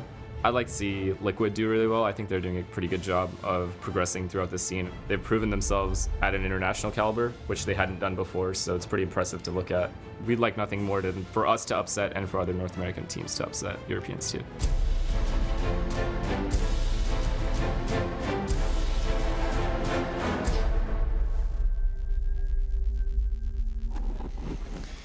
And so, I mean, confident words there from Finesse or FNS, whichever way you want to cut it. He's saying, you know, if we win the group, we can win the event. I mean, yeah, I mean that makes sense, dude. But you got to do that. You got to do that first step. Of course, winning this match. The next map we'll be going into is Inferno, and I'm going to have to poke you guys for some quick predictions so we can jump straight into the action. Working my way down the line then, Blue. What are you thinking? As much as I would like to, again, throw confidence towards North America, the problem is that this map is just going to throw way more over towards the guys over on XTSM, so I have to swing my prediction now over to the other side, and I think the guys over here on Team Question Mark are going to take map 2, and it'll be 2-0. I think we came to that conclusion going into the first map. It's just that Mirage had to be the key map for CLG to take this to 3 maps, so I'm going to stick by Team Questionable. I think their Inferno is just superior right now. Same, only outside chance is if they win the knife and have like a lockdown CT half. Like that's the only thing they could do here. They got to get like 13 rounds or more on CT side. Then it's possible.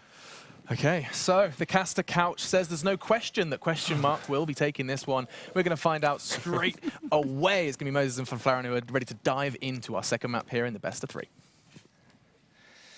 I'll have what FNS is having. I don't know what kind of glue he's been sniffing. What kind of drugs he's been taking? You don't think they have a chance winning the whole event? No. No. Top 4? Are you kidding me right now? Yeah, well, you know. What is it? I think somewhere like Hope Spring Eternal or something, or something crazy like that. Yeah, I can't do it justice. But the big question is Blue going, full North America. You can see him kind of wavering there at the end after that first map. They got out to such a good start in that first set. He waved the white flag after. In the beginning, he's like, yeah, CLG, I believe. End up losing the first. And what he said as well was that they will win, right? Yeah. So then lost 1 map. Essentially, he said 2-1. Yeah. I was like, nope, 2-0. Yeah. Question mark. You have to switch it now. I mean, it's you don't Inferno. go back. You don't. No. That's the first mistake. It's all right. It's all right. Here we are, though, into the knife round, and I thought the knife round, or someone thought the knife round on Mirage was important. It's just equally important on Inferno here. This is going to be so tough for CLG to get back into this one. So we got this. Yeah, I mean, winning this knife round is way more important than winning the Mirage one. Yeah. Because Mirage can actually be very lopsided in terms, so you can actually get a lot of T rounds here. yeah, sure. If you are a very good team on your T side, you can potentially just run away with it, right? But I think, yeah, I agree with Anders there. If there's any chance in the world for CLG, they need to lock this down completely. Well, here's the scary thing: is they had such a good first half on Mirage. I mean, they were pretty. I mean, when you think about it, they were up what 10-3, pretty dominant through that stretch, and they dropped the ball in those last 2 rounds, and then all of a sudden, you know, it's like, uh-oh. You know, you just let it slip just that little bit, and that gave TQM all they really needed. I mean, if that ends 12-3, they probably win that first map. So yeah, you can't drop the ball at any second, and CLG is going to have to be on top of it all the way through this.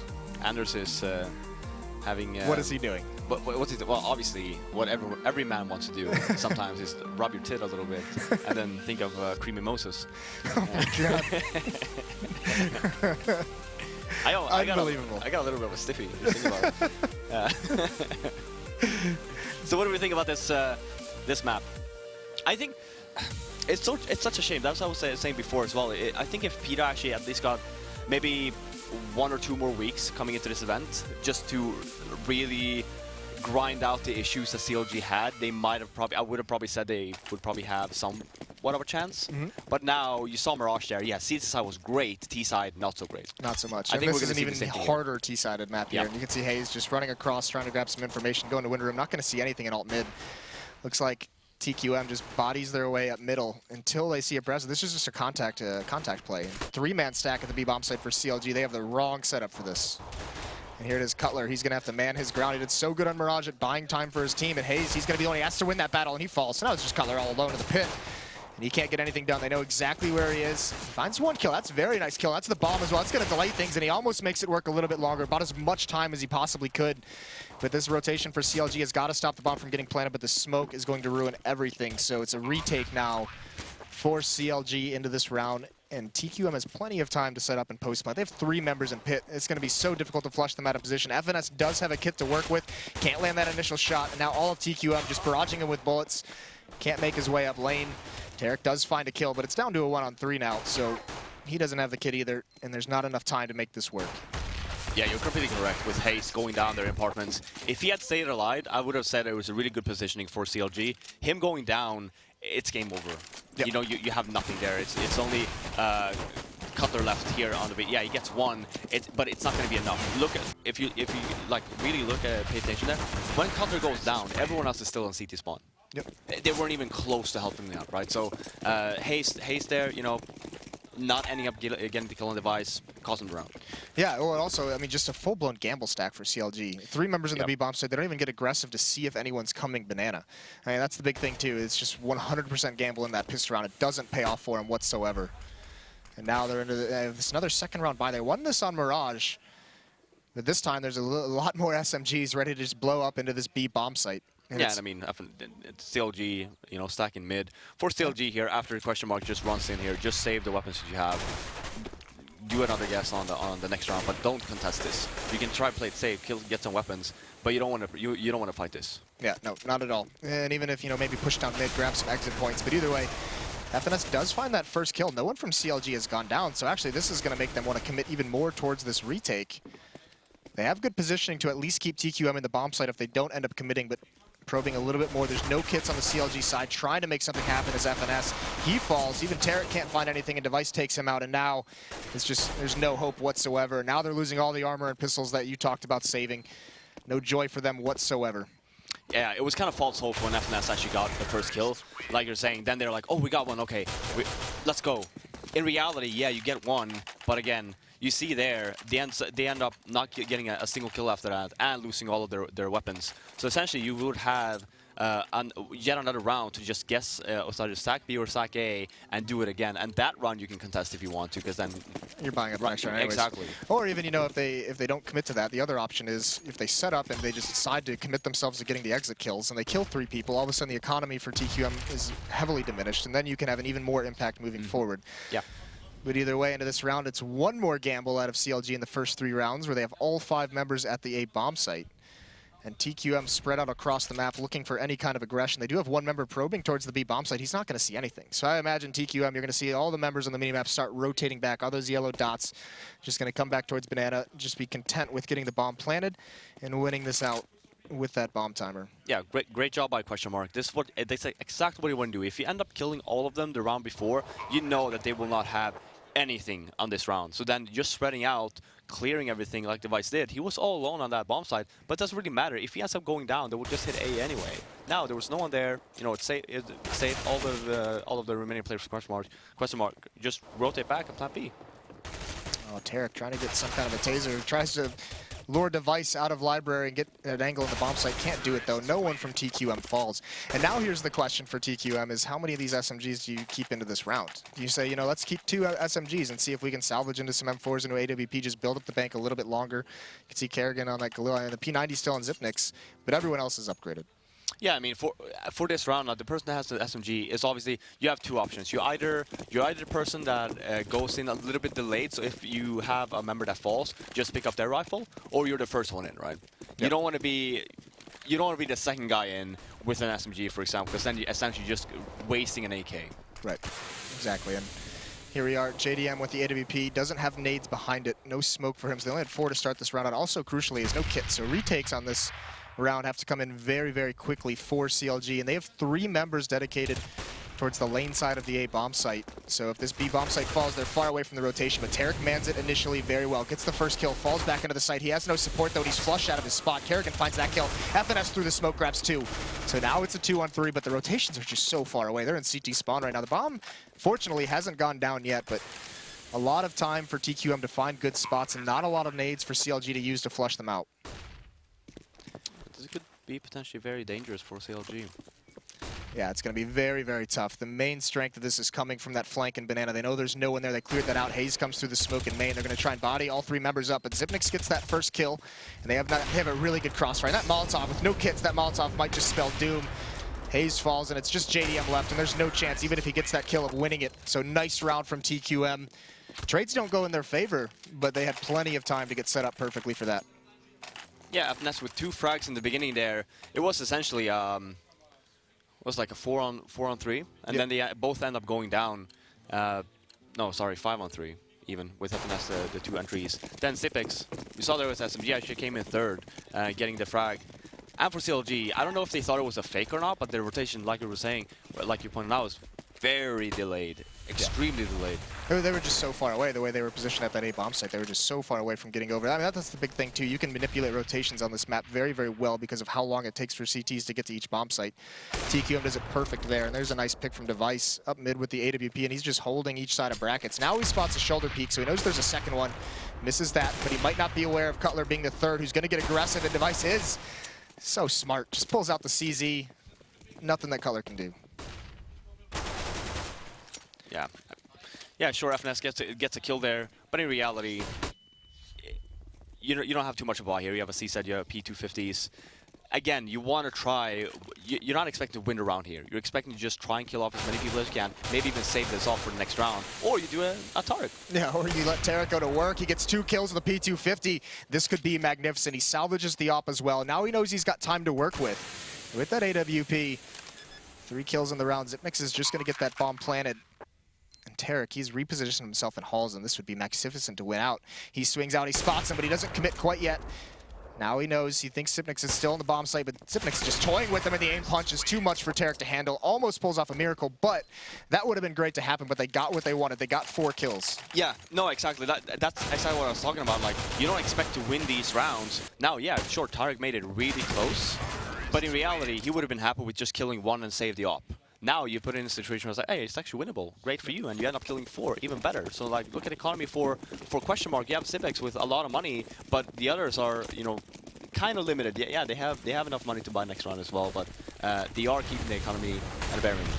Right, and now this is where on the CT side, CLG has already given up 5 rounds, so now it's a little bit scary. It's at the point.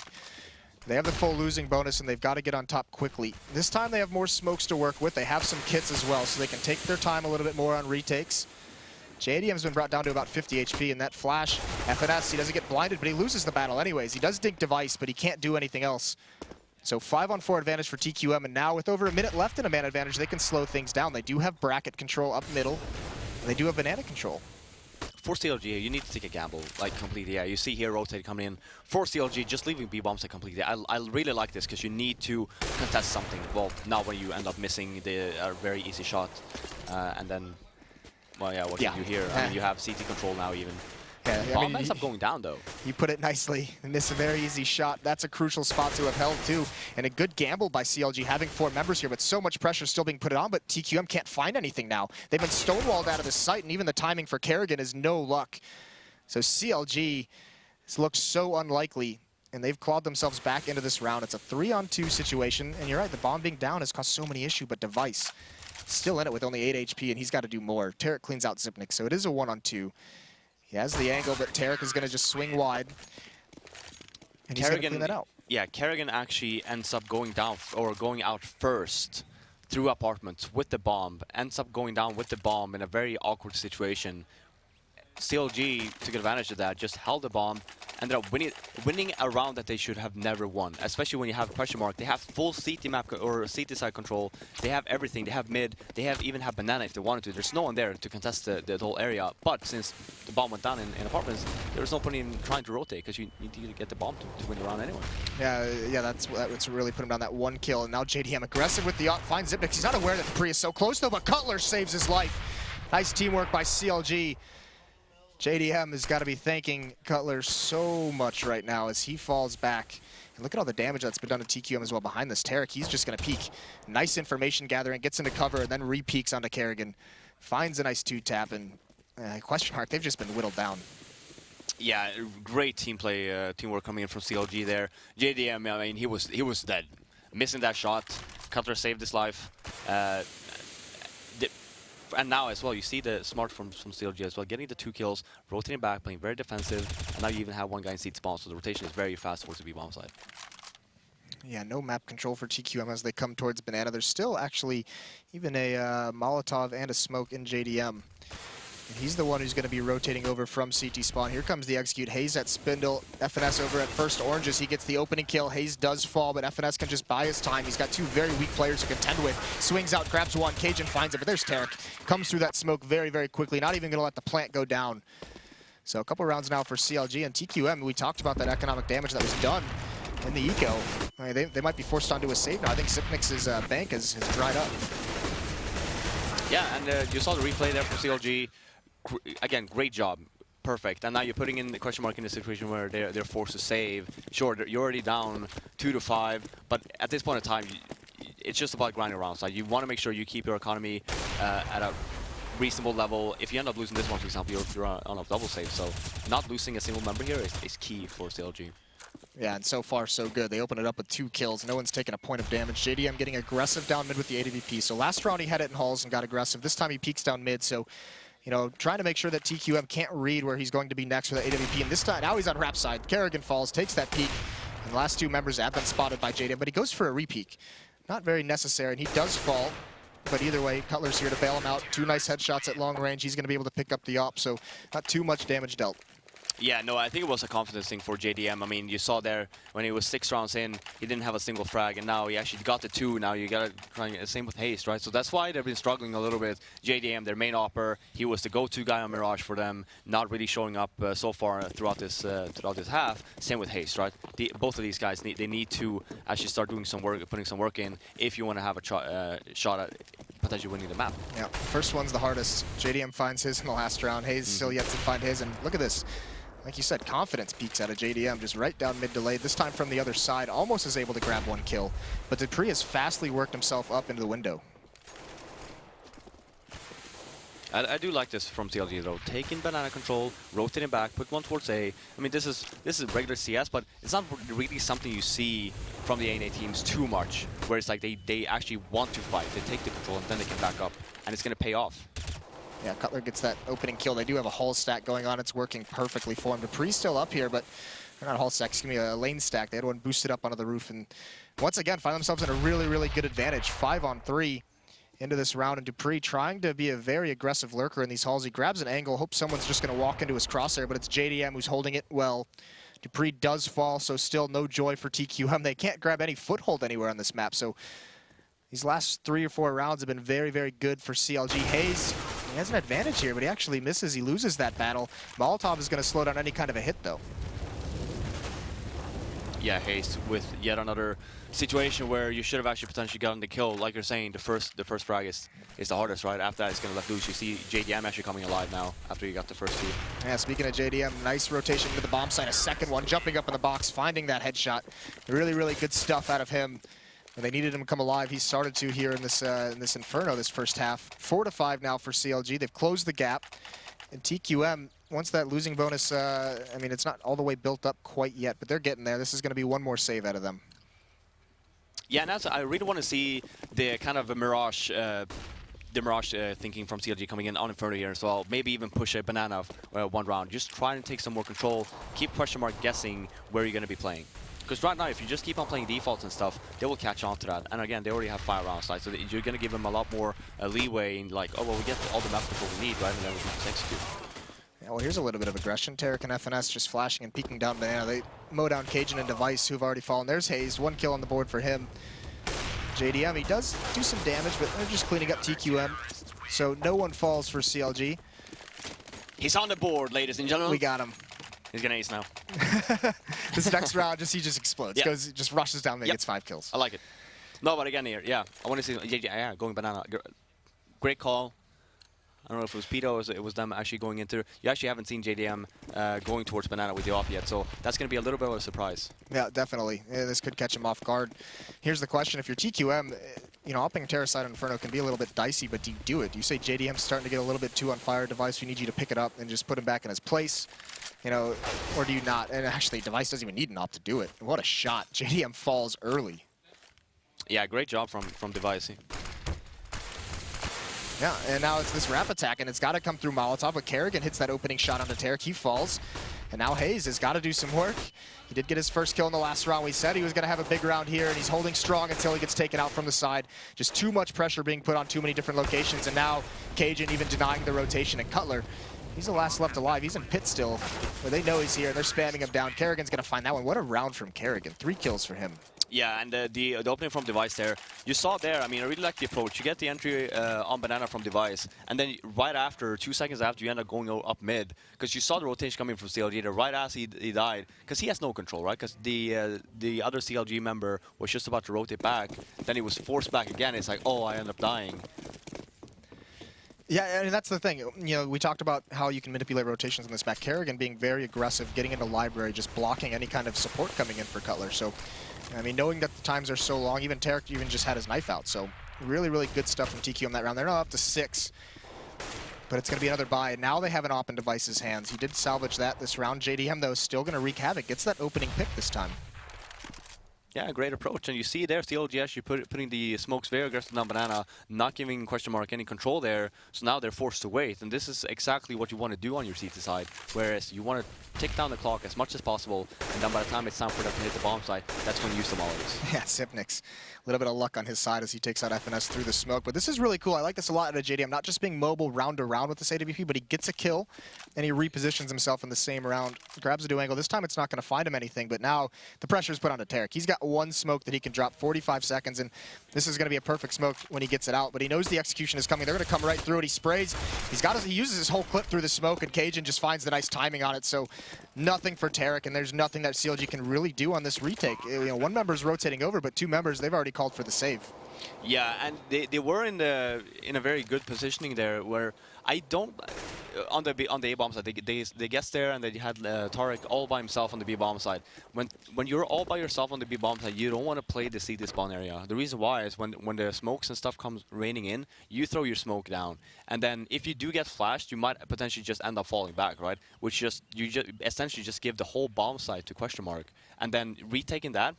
Close if possible. Yeah, right? you basically lock yourself out of any kind of a retake, and you saw it there. That's why you always see like players like NBK, even Crims when he used to play banana, Freiberg, like all of these players that's playing the B bomb site by themselves. They're always by the bomb site.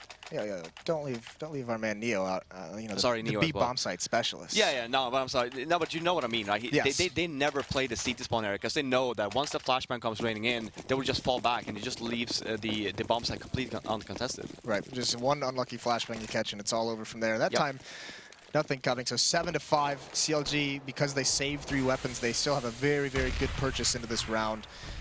3 Molotovs to work with, excuse me, and all 5 smokes. So good stuff from them, but they are a little bit behind on this defensive side of Inferno. And this time, TQM, they slow things down. They're very spread out, just a default right now. Not committing to anything quite yet. Yeah, good approach. They don't really... For the 3 members that actually save the weapons, they might think that the other 2 will be on a save, so they might be trying to do something aggressive, right? For question mark, just play it safe, do a default, get some control. You have all the banana now because they didn't want to contest it anymore. So then they know that you're here. So now, you know, CLG are forced to actually keep 2 players at B. Yeah, this is very good. You're exactly right. Freeze that defense. Make sure they can't cheat or gamble over to any kind of a bomb site. TQM still not making too much of a presence. I mean, they know they're there, like you said, but I mean, nowhere else are they putting pressure on the map. No one has even taken damage from either of the teams. Device maybe a little bit down to 96, but here's a little bit of smoke and a flash for Cajun, simulating a B hit. He's going to run through as well, try and do something clever, and actually it's going to work perfectly. They know he's gotten to CT spawn, but now he just waits for FNS to run back through it, gets that kill, but they know it's an A hit. They know this is just a little bit of trickery, so 3 members still at the A bomb site. JDM and Hayes get those 2 kills. Zipmix does trade off, but it's a very good hold for CLG, very smart, and Cutler still alive in pit, just has to play for time. Throws that flashbang out, he's going to peek with it, tries to catch one out, but he doesn't commit to that. He's waiting for the teammate to rotate over smartly. And now, because of this, because Cutler has lived this long, they're trapped into the bomb site for the post plant. Tarek already up, he's going to swing out slowly, but Cajun wins that, down to a one-on-one. Cutler, can he complete this? The Molotov is going to force Device out just a little bit with that AWP, and he goes for the peek. Cutler not ready for it whatsoever. He's going to fall. You Molotov the whole left side of the bomb site there. Take a gamble there instead of second guessing where you're gonna put your crosshair placement. Because you saw there at the end, he whiffs to the left thinking that he's gonna be on the box. But essentially, look at the Molotov placement would just make sure that he's not gonna be there anyway. Yeah, trying to maybe think that someone's gonna get a little tricky through that smoke. Yeah. But Device, that's an easy kill for him there at the end.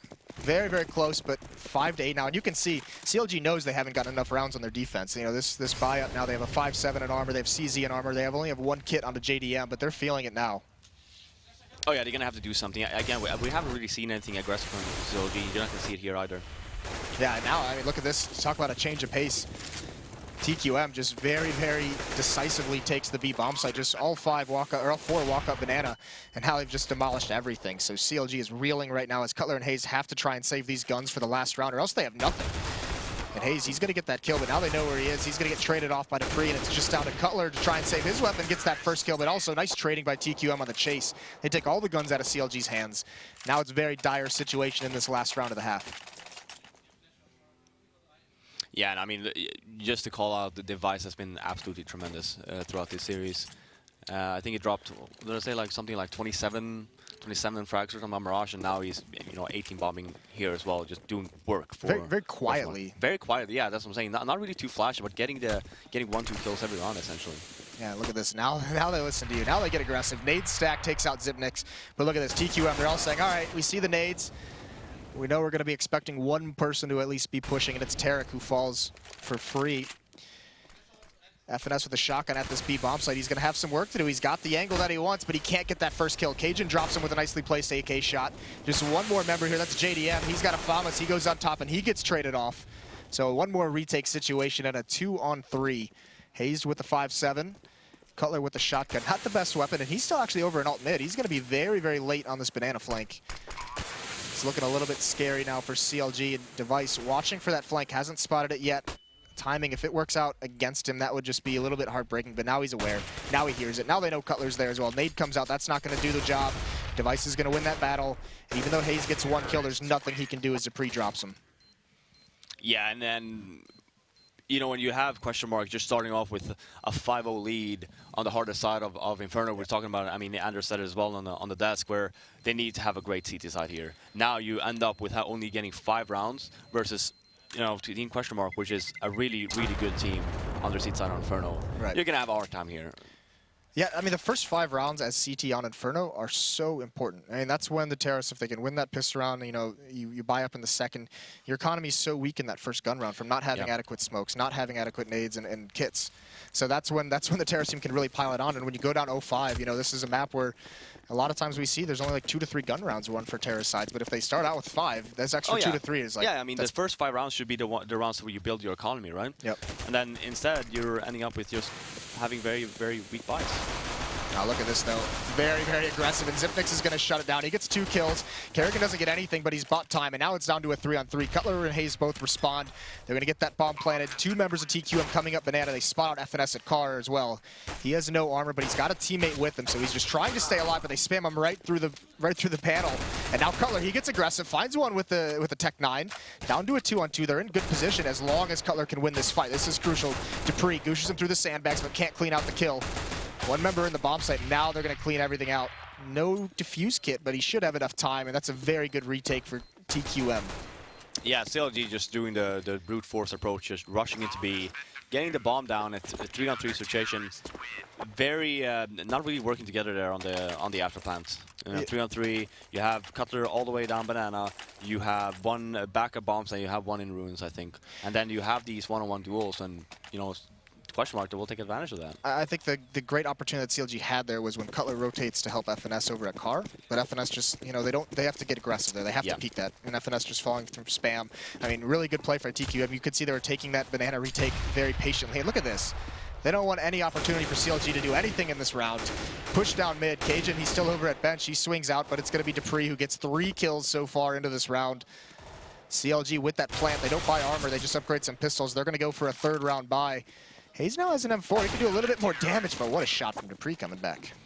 I really like the approach, because you know, most of the times when you end up losing the first pistol round, sure, you got the plant now, so most of the time you're not going to buy anyway. But if, let's say, you don't get the plant, it's really good for CT to just rush down mid, because it's the execute you should be worried about, right? When you have the Tech 9 armor and the smokes and flashbangs, and you execute. If you don't let him do that, that's actually better for you, because most of the times you're going to catch them off guard, right? Take the initiative, and TQM certainly did it there. Close them out. Now this is just, it's such an incredibly important round for CLG to win with this buy. And look at the damage that's been done. FNS falls, JDM at 3 HP, Tarek at 2 HP. This is essentially a 2-on-5 right off the bat. Yeah, with those nades coming in, and CLG just, instead of doing a regular default, they all run up from the T ramp and just got naded to death, basically. How is your mental state in a round where this happens in the first 15 seconds and you get one guy's like, oh man, I'm on 3 HP, and the other guy's like, yeah, I'm on 2. Yeah, I mean, then you put the pressure on Cutler and Hayes in this position, right? It's like, well, we have the HP, we have to do work. Like, they can't even go near anything. Yeah. These guys are just essentially, like you're saying, it's essentially a 2-on-5 situation where you have these 2 guys with no HP. They just have to make sure that you stay as far away as possible. And actually, going to send them both out balcony. Maybe use one as bait and hope the other one can get the trade. But actually, one's going to go boiler, one's end up falls. Those are the low HP players. And now even Hayes has been brought low. So all of a sudden, all of them, none of them can really afford to take any fights. They just have to try and get some kind of a headshot. And TQM has just destroyed this attack from very early on in this round, all the way seeing it to the end. They have crushed CLG in this first gun round. Yeah, I mean, just look at camera work, right? Like, CLG just seems devastated completely. And again, we have not yet seen a timeout. A timeout. Why? Yeah. Please, Enlighten Mr. NA, enlighten me. Yeah, I cannot. I don't think I can in this situation. I mean, this is something where maybe even during the first half, when they weren't being able, when they couldn't get a good read on their defense. But either way, still not seeing it here. Maybe we'll see it for the next gun round, because you know that's where question mark is going to be, you know, up towards tie point. You know, at 14 rounds, there's no more mistakes for CLG to give in a map. They absolutely have to win, and to think you're going to win, you know, 10 straight to force overtime, that's insanity. You have to win the next gun round. I mean, if you're FNS. Top 4 finish, baby. Here it comes. Either way. And same thing here.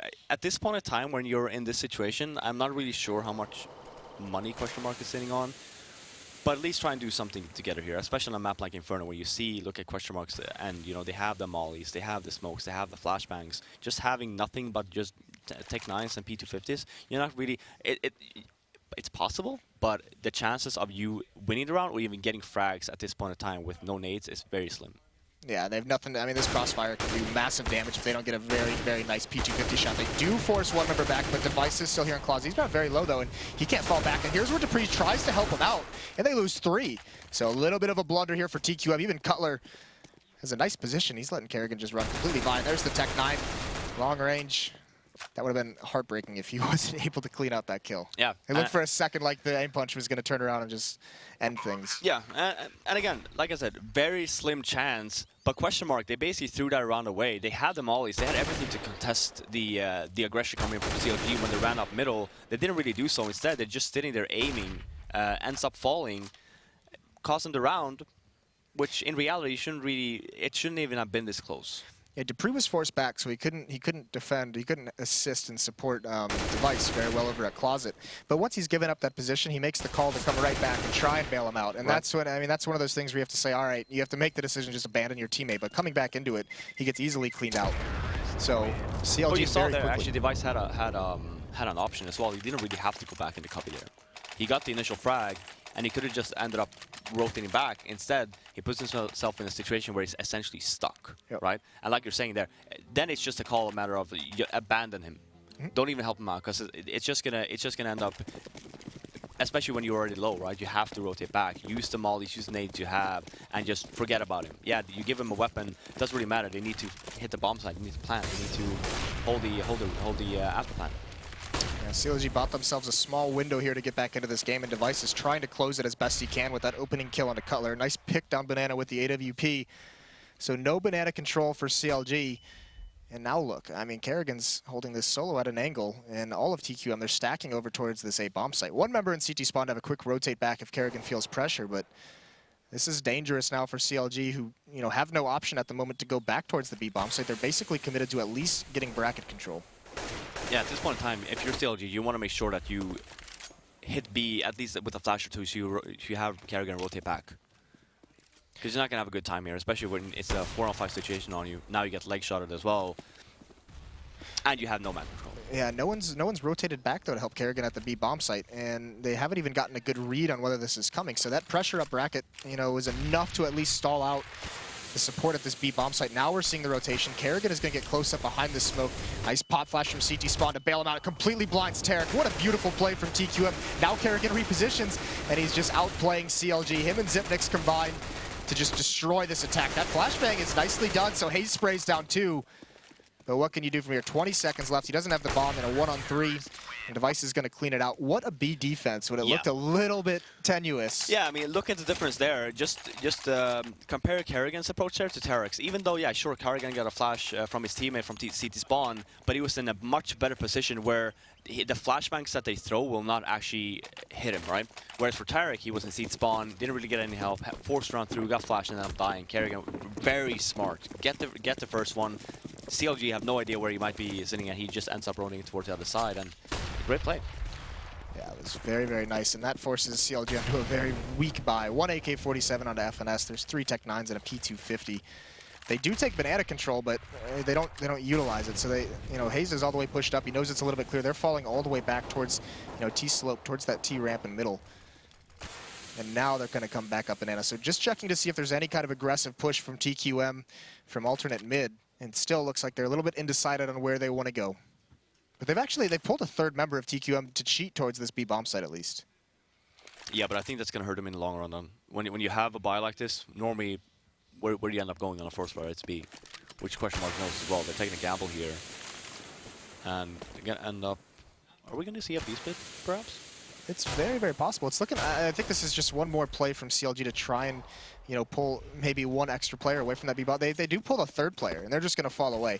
So now here's the thing: is TQM, are they just going to be content with the setup they have, or is someone from A going to make an information gathering? Either way, it's not going to come in time. Device does leg the first member. Nade comes out. It's a nice one. FNS falls to it, and now he's just going to play it a little bit more passively. Rotations have come in. He's got one member over towards Oranges. Can't land the jumping shot, but there's where Zipnix bails him out. Really, really well done. A nice crossfire that hasn't been blown up. And look at Zipnix, not even peeking whatsoever. He knows he's got them frozen. Knows they have to commit wide if they want to clear him out. And he's waiting for the flashbang, and it's perfect. Gets those 2 ending kills. I mean, great job. Like you're saying as well, Zipnix. He doesn't even have to peek in that situation. He just sit there and wait.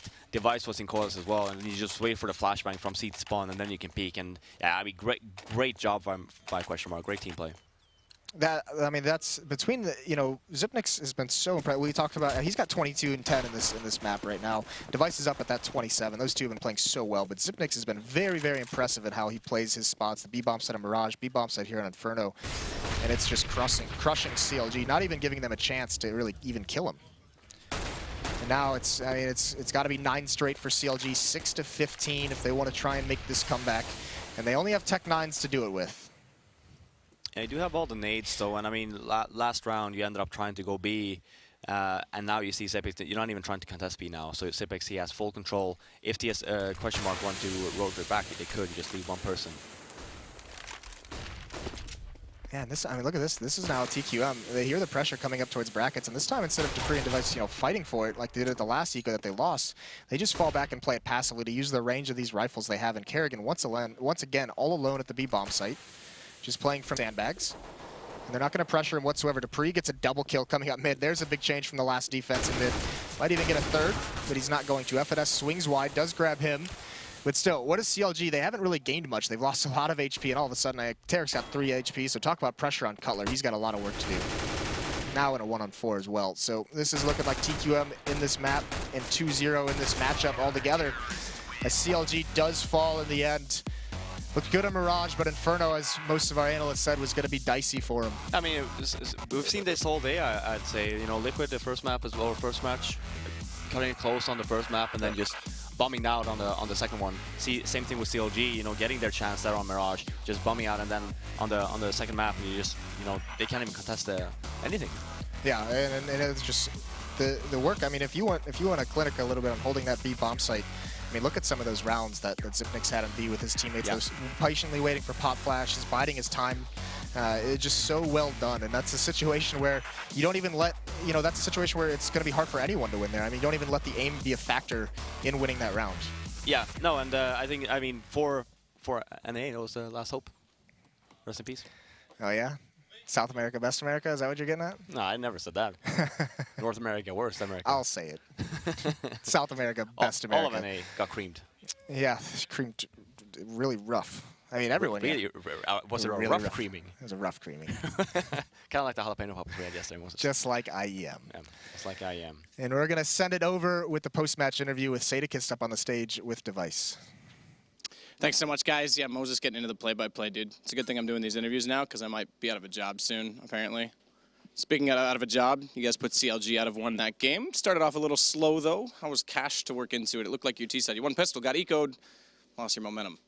You mean Mirage, right? Mirage. Yeah. See, I might be out of a job as an interviewer, too, turns out.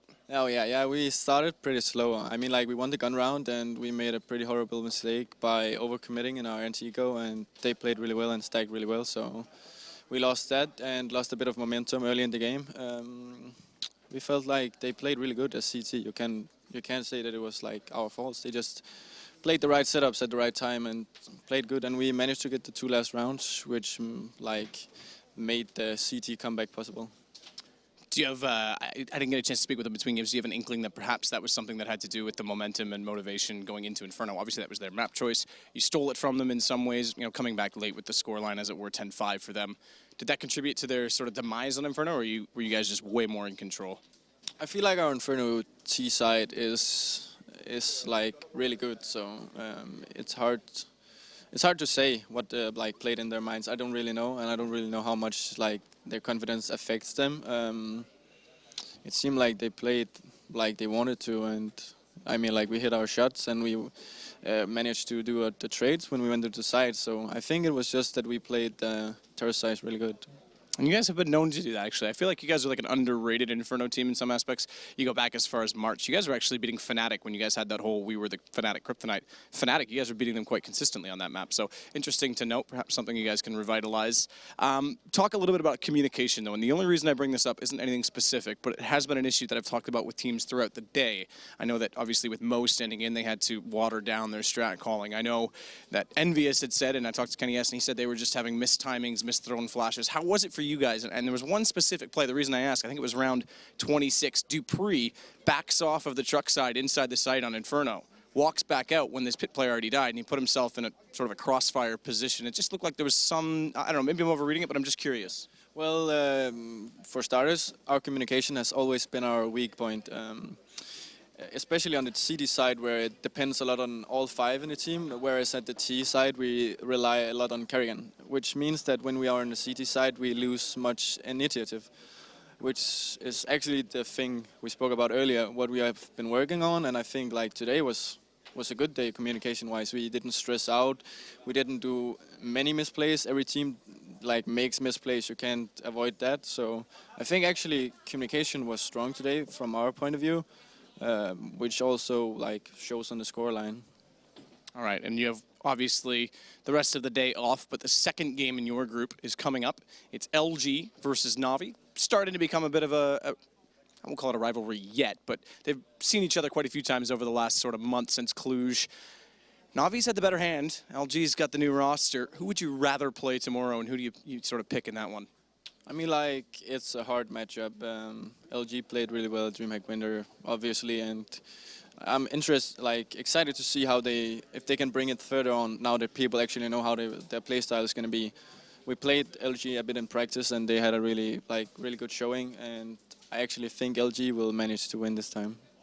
It's weird. There's some people that are saying that now with the new players, and that's something that you touched on. You scrimmed them because they stayed in Europe and boot camped after DreamHack Winter. So thanks so much, Device. Good luck to you moving forward. We'll see you again tomorrow. And with that said, we'll head back to the desk to break down that last game. Take it away, Machine. Take it away. Take it away, we shall. Thanks very much, Matt. I'm, of course, joined by lots of pretty faces once again. We've got Anders, Semler, and Blue to walk through what was an interesting one, I think, to say the least. TSM, I mean, the discussion there from Device was really interesting. I just called them TSM again. Oh, soon! I think most of us have made that at least once. I think it's just an accepted thing at this point. Okay. Either way, he made an interesting point. He said, one of the main problems and one of the problems we've always faced was communication. That was the main problem we have. And on T side, they're very reliant on Kerrigan. CT side, that's where sometimes it falls off. I hadn't necessarily considered, you know, I always thought that's something that they're going to grow out of. And yet he's still considering it now, 6 months, 7 months down the line, saying that that's still an innate problem of TQM. Anders? Why is there a team that's been together this long now? That roster hasn't changed. They considered it, but they haven't. How can you still have communication problems? Is it something... I mean, is it a roster problem? I mean, I guess it's like a personality thing. Like, you know, I think a bunch of the players, I think Sip is automatically like kind of a quiet person. Mm-hmm. He focuses a lot on his game. He's very much a team player, but I think not in terms maybe of communication always.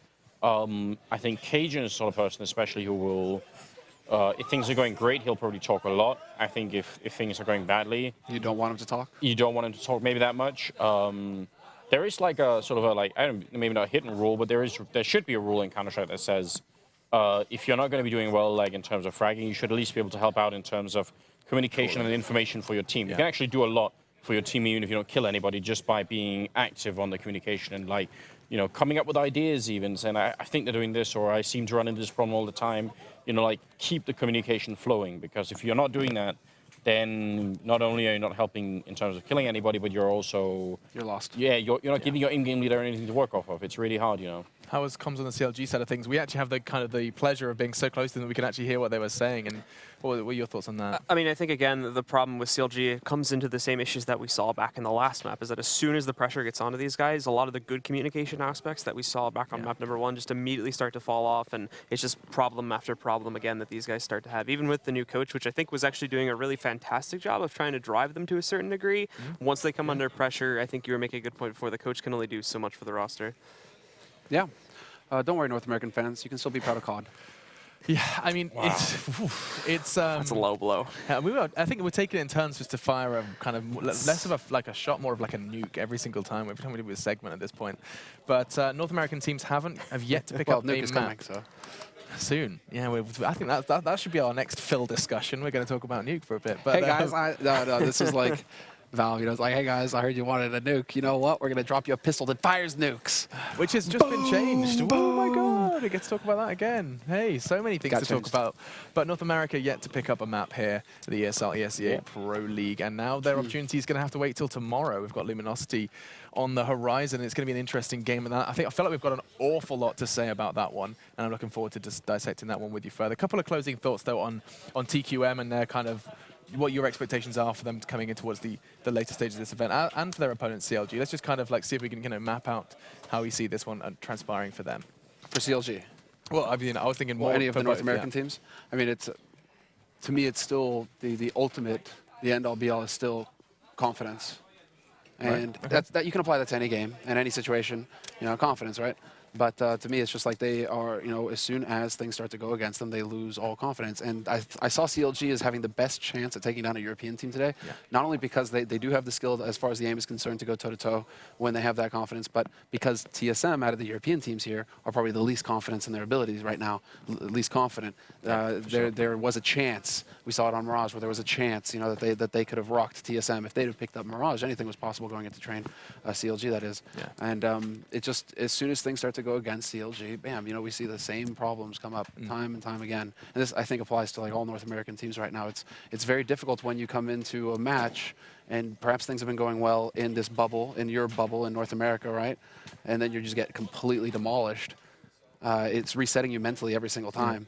So, I mean, how much of a difference would it make if a North American team ventured to Europe for an extended period of time? I don't think it would make any.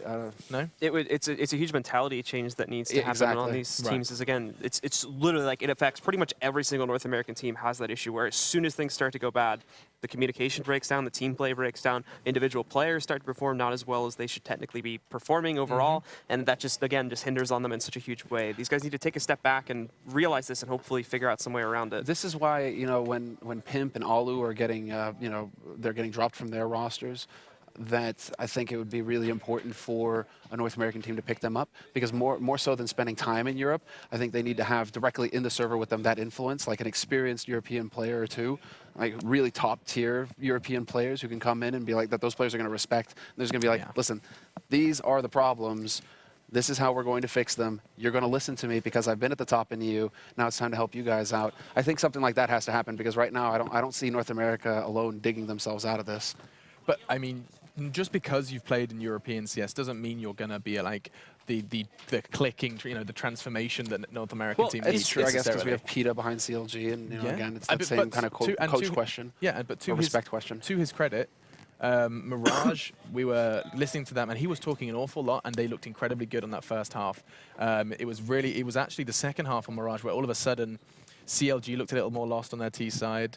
Then we saw this kind of, he looked a bit more absent, and it does feel like as soon as the comms go, so does the CLG. And also, you have to wonder just how comfortable PETA is in the role, because when things are going well, it's really easy to interact with your players, right? Because everything is already running smoothly, so everybody, spirits are high, and he's like, well, watch out for this, and you're like, yeah, that's a really good idea, right?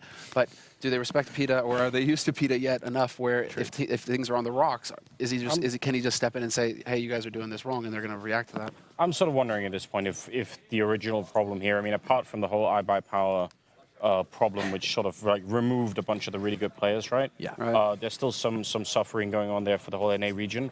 Yeah.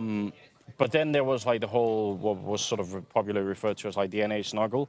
Instead of the NA snuggle. Yeah, instead of the NA shuffle, which should have been, where someone tried to create like an NA super team, and that never really happened, right? Came sort of fairly close, but there were obviously some players that were left out.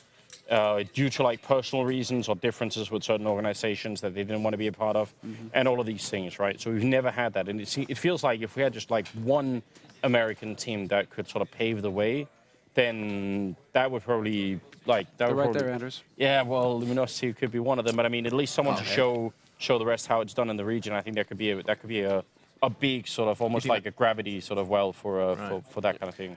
And for a while we thought that was going to be Cloud9, and then they haven't even made it to the top 4 here. Yeah, Cloud9 is a very rough story for.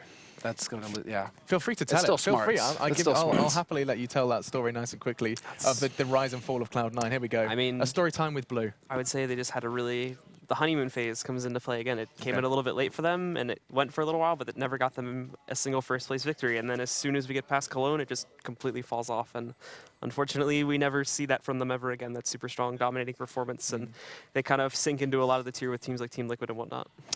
And my question then to you before we do head to a break is that going to be the case for the new Luminosity roster? Just turn up and absolutely, you know, drop bombs. We see there's 2 new players added, and we already kind of, our eyes are locked onto them. Like, what on earth is Taco and FNX bringing to this roster? They look good. There's a team that's confident. Yeah.